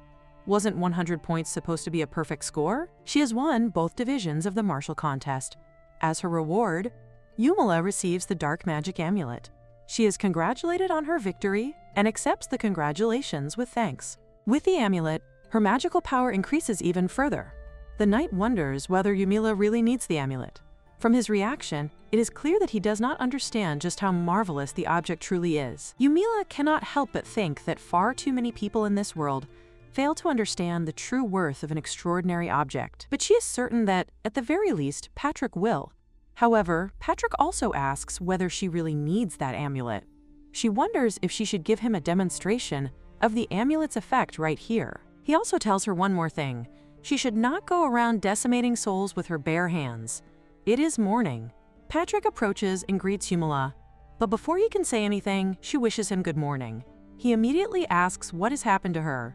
She simply says that she is fine. He feels as though there is something kinder and gentler about her than usual, though perhaps that is only his imagination. She continues to show her cute side by commenting on how delicious the bread is. Patrick once again convinces himself that it is merely his imagination. She then thanks Patrick for always sparring with her. That night, Patrick wakes up with images of her filling his mind and wonders if it must have been nothing more than a dream. The next day, she once again thanks him for always sparring with her. She notices something is wrong and asks him about it. He replies that it is nothing. However, he soon notices that she is doing nothing but staring at the food. Patrick asks what is wrong and wonders whether she is not going to eat. She assures him that she will eat. Ever since that dream, however, he feels as though he is going crazy. With that thought, he flinches and tells her not to play with her food. She explains that she is merely casting a spell to make it more delicious, which leaves him wondering where that idea even comes from. Yumila truly is nothing if not unpredictable. She continues staring at the food. Patrick questions what is wrong now, but she simply says that it is nothing. He begins to wonder if she is becoming murderous, or if something is simply not right with her, but he cannot understand why. So he asks whether she would like some of his cake. He does not usually eat much when it comes to sweets, so she would actually be doing him a favor. Before he can say much more, she takes his cake as well and immediately declares that it is delicious. She does not have to be as expressive as she was in his dream. This is already more than enough for him, he thinks. A few months after the Combat Arts Festival, winter has arrived, and the first school year is coming to a close. It may be winter, but the weather is not particularly pleasant. Oh well, at least she does not have to worry about winter wear. As before, her school life remains a solitary one. In fact, everyone seems to be even more afraid of her after the festival. Someone approaches and wishes Yumila good morning. It is, of course, Patrick. No one besides Patrick has spoken to her lately. On the other hand, it has been a while since Alicia and the others have bothered her. Yumila loves the peace and quiet. Just then, Edwin approaches and tells Yumila that Alicia's belongings have been going missing. He asks whether she happens to know anything about it. She immediately says that she does not know anything at all. Patrick, however, tells Edwin that accusing Yumila without any proof is clear prejudice. Edwin tells Patrick not to get ahead of himself. He explains that he is going around asking all of their classmates. Patrick says that, in that case, he apologizes. Edwin says that he is done here. Patrick then asks whether he is not going to question him as well. Edwin says that there is no way Patrick would ever do something like that. With that, he takes his leave. Yumila, on the other hand, thinks that it is quite the change in character. So Alicia's things have been going missing. In the game, Yumila is the one who is behind it.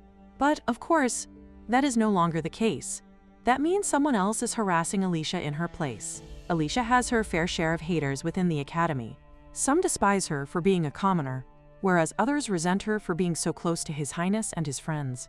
There are also those who are careful not to offend her, lest they incur His Highness's displeasure. Something does not add up. The game version of Yumila must have had her own reason for disliking Alicia. Even so, she has to hide her dark magic and keep a low profile. So, would she really go as far as bullying Alicia? Whatever the case, if the bullying escalates, Alicia may avoid coming to school altogether. That would hinder her leveling up progress. And Yumila cannot let that happen. Alicia is always accompanied by those three. No one would dare to harass her directly. It is difficult to act while classes are in session, so the best time to make a move would be after class. A stakeout it is. It is now break time. A girl glances around cautiously before approaching Alicia's desk. Just as she is about to do something, Yumila asks her what the hell she thinks she is doing. The girl immediately insists that it is not her. She explains that she has heard Miss Alicia's belongings have been going missing, so she was only checking on them. However, she suddenly notices that Yumila is actually looming above her on the roof. Yumila drops down and lands in front of the girl. The girl immediately begs Yumila not to kill her. Yumila gets this reaction all the time, but seriously, just what do they think she is? Fun fact, she has not actually killed anyone yet. The girl explains that she is merely doing what Lady Eleonora has instructed her to do. Eleonora immediately points out that if Yumila is claiming that she ordered the girl to hide Miss Alicia's belongings, then that is a serious accusation. Yumila clarifies that this is not what she means at all. She has simply come to inform Eleonora that her dear friend has been doing some truly awful things. The girl herself has even admitted that she has been acting entirely of her own accord.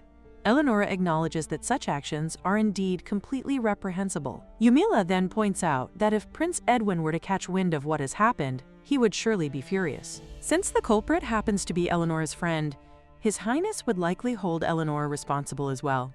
Eleonora insists that the girl has acted on her own meaning that she has nothing whatsoever to do with the incident. Yumila explains that, in the eyes of His Highness, a leader is often held responsible for the actions of those who follow her.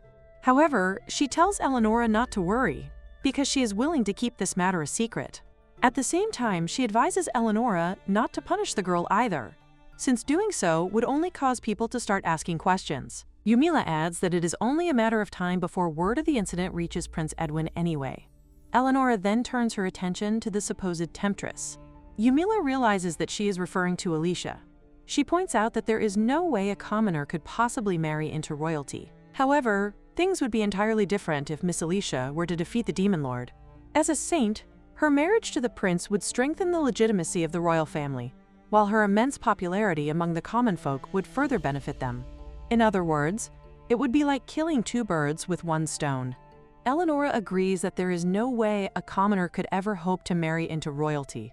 Yumila then points out that it would be such a waste for Alicia's chances to be ruined, simply because of some petty bullying. Because of that, she suggests that Eleonora also urge the rest of her followers to leave Miss Alicia alone. Eleonora agrees, though she wonders why Yumila is telling her all of this in the first place. Yumila explains that bullying Miss Alicia will only cause His Highness to step in and defend her. That, in turn, will make the two of them grow even closer. And surely Eleonora does not want anything getting in the way of her relationship with Prince Edwin. Yumila also points out that His Highness does not exactly have a high opinion of Eleonora. Therefore, it would be wise for Eleonora to keep their meeting today a secret. This makes Eleonora extremely pleased. Yumila has managed to stop the bullying of Alicia, save Eleonora's reputation, and ensure that Eleonora keeps her distance from her. All at once. Her mission is accomplished just like that. Later, Patrick asks Yumila why she goes to all that trouble. Yumila wonders what he means by that. Patrick points out that she could have simply turned the girl over to His Highness, which would have put an immediate stop to the bullying. Not only that, Lady Eleonora already knows that His Highness dislikes Yumila, so she has no reason to see Yumila as a threat. However, Yumila reveals the real reason behind her actions. The girl had told her that the others are always making her do their dirty work simply because she does not come from a particularly high-ranking family. That is why Yumila chooses to help her. She tells Patrick that the girl could have been her. Then she realizes that, in truth, the girl would have been her. Patrick asks Yumila what she means by saying that the girl could have been her. Yumila asks him to imagine a world in which she conceals her dark magic and never bothers to level up.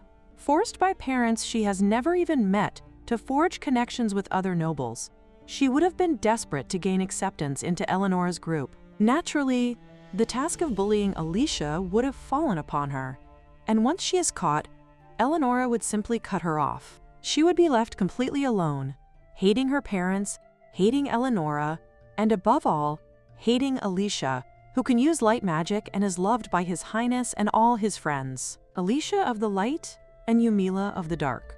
Alicia who is loved by everyone, and Yumila who is loved by no one. The Yumila from the game is not merely some two-dimensional villain who serves as the post-game hidden boss.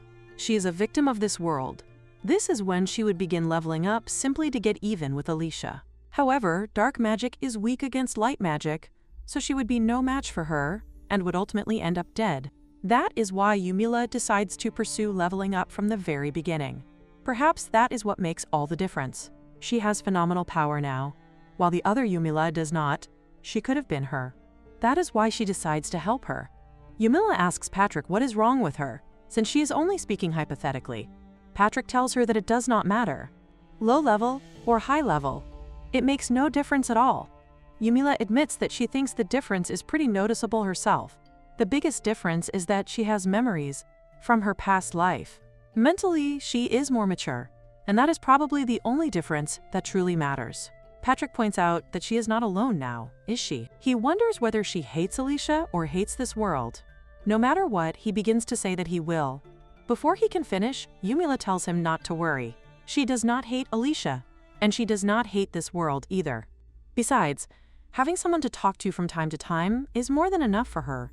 Not so long ago, she was prepared to go on the run, go into hiding, and lead a solitary life. But now, with Patrick by her side, staying in the kingdom might not be such a bad idea after all.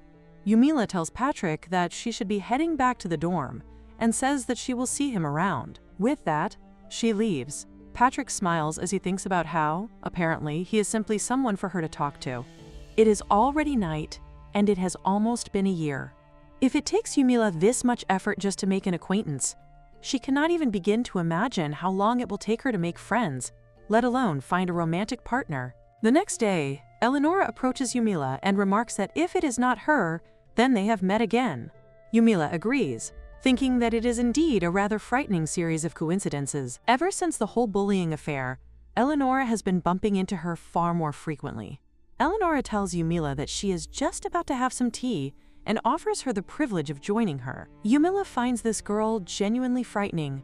She wonders why she is so afraid of Eleonora. She can never tell what is going on inside that girl's head.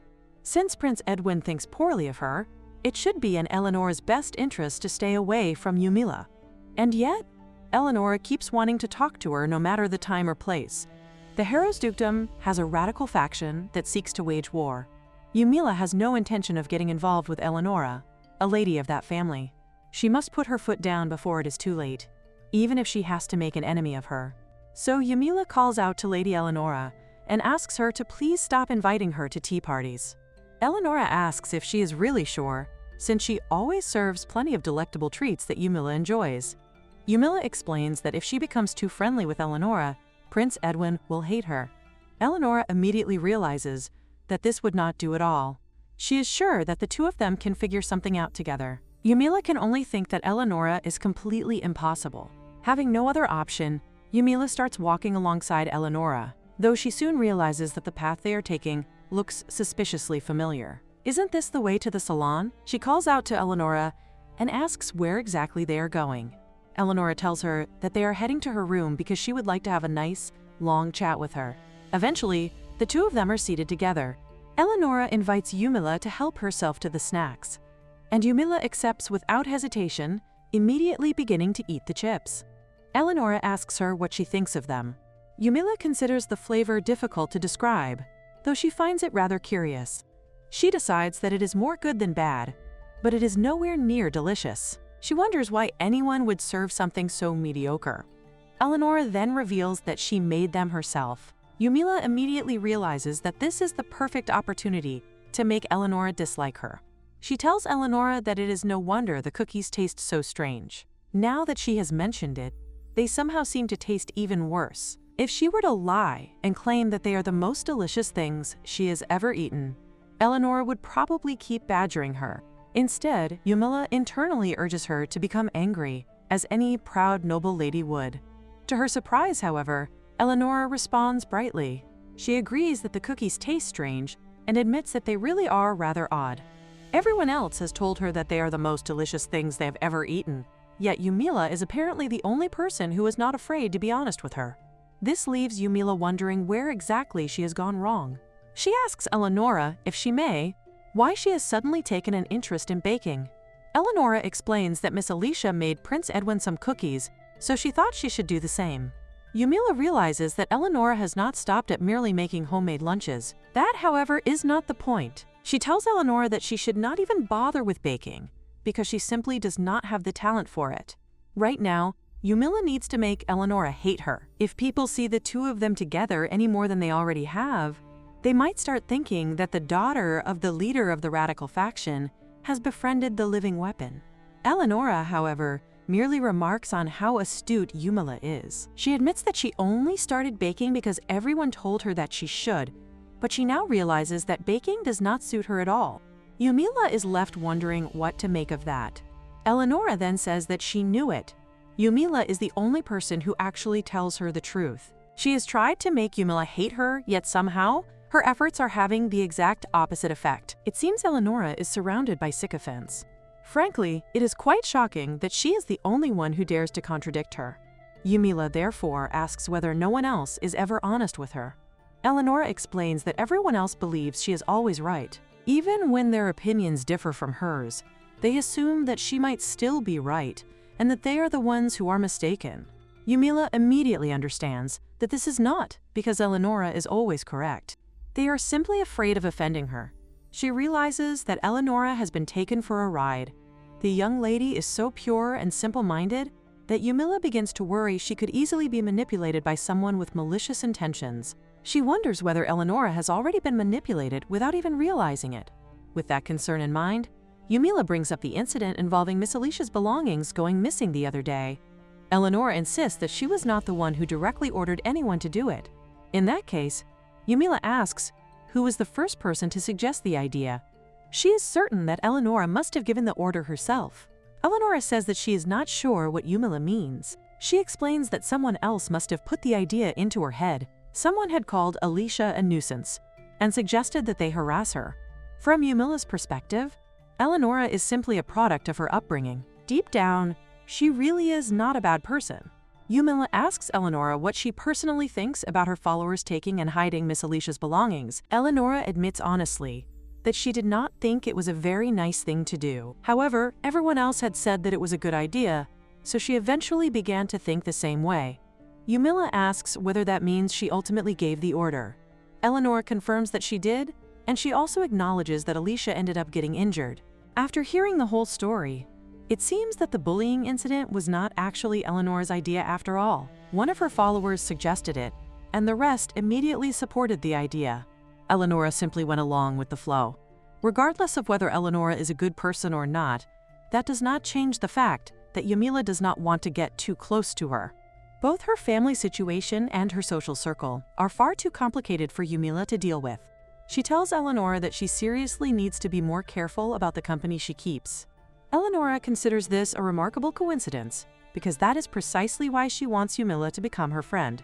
Unfortunately, no one is going to tell Eleonora that Yumila has absolutely no desire to become her friend. It is nothing personal, but Yumila has no intention of getting involved with her. She therefore tells Eleonora that she does not think she has the time for such a friendship. Eleonora, however, reminds her that she has already appreciated Yumila's advice regarding how to court Prince Edwin. This makes Yumila wonder what exactly gives Eleonora the impression that she is qualified to give such advice. Eleonora reminds her to hold on, and points out that Yumila herself said it was only a matter of time before Prince Edwin became hers. Yumila knows perfectly well that she was lying when she said that, but there is no way she can admit that now. Instead, she can only wonder how she managed to get herself into this situation. The next day, Yumila is studying when Eleonora suddenly appears and calls out to her, cheerfully announcing that she has brought Grace with her as her present. Yumila immediately realizes that Eleonora has finally managed to infiltrate her room as well.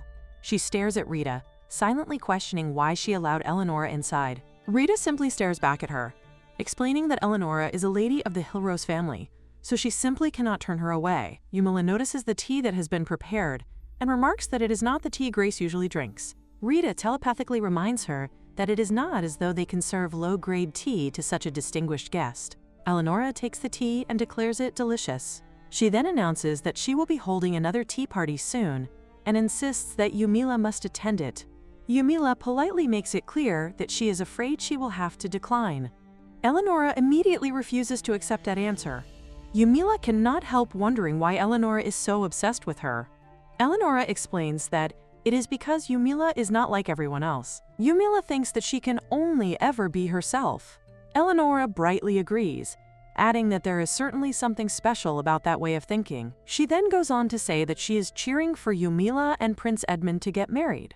Yumila has absolutely no idea how she is supposed to break that news to her. All she can do is sigh inwardly and wonder exactly what is going on with that girl. Patrick remarks that it cannot possibly be that bad. Yumila only has to entertain Eleonora while they are at school. Yumila points out that it is not so simple when the person involved is a member of the Duke's family. Patrick reminds her that he has had the chance to spend some time with Lady Eleonora. She may be a little peculiar, but she is not a bad person. He therefore suggests that Yumila give her a chance. Yumila says that she will think about it. Patrick seems to genuinely want the two of them to get along. Yumila then tells him that she will be heading back to her room. Patrick stops her for a moment and asks whether she plans to attend the end-of-year party. Yumila says that she probably will not. Socializing and she do not exactly mix well. Patrick points out that it is not too late for her to change her mind. As Yumila walks away, she begins thinking about the end-of-year party. It is a school function intended to prepare students for the world of high society. Apparently, it is supposed to be much like an actual social event, so she cannot see why she needs to attend. It does not concern her, and everything should be perfectly fine if she simply skips it. She would much rather stay home. Come to think of it, Alicia once sneaked out of the party with the captive target she had accumulated the most affection points with. Yumila does want to confirm which route Alicia is currently following. Then again, things have already diverged greatly from the original course of the game. It would be wonderful if Alicia followed the Mary route and eventually went down Prince Edmund's route. Alicia could defeat the Demon Lord and marry the prince as the second coming of the saint, while Yumila would remain completely unaffected. That would be the ideal scenario. Yumila has already told Patrick that she will not be attending, but perhaps it would be all right if she only stayed for a little while. Just then, Eleanor approaches from behind and asks whether Yumila has already chosen her dress for the end-of-year party. Yumila wonders whether her uniform would not be enough, but Eleanor immediately spins around and insists that it certainly would not. If Yumila is going to dance, then she absolutely must wear a beautiful dress. Yumila points out that she does not have a dance partner. Eleonora casually tells her that she has Patrick. Yumila immediately wonders why Eleonora brought Patrick up all of a sudden. It is not as though Yumila cannot dance. They learned the basics in class, and if she makes full use of her lateral physical capabilities, her movements should be sharp and precise. Since it is only a school function, Yumila supposes that she should attend after all. The only problem is whether she has a suitable dress.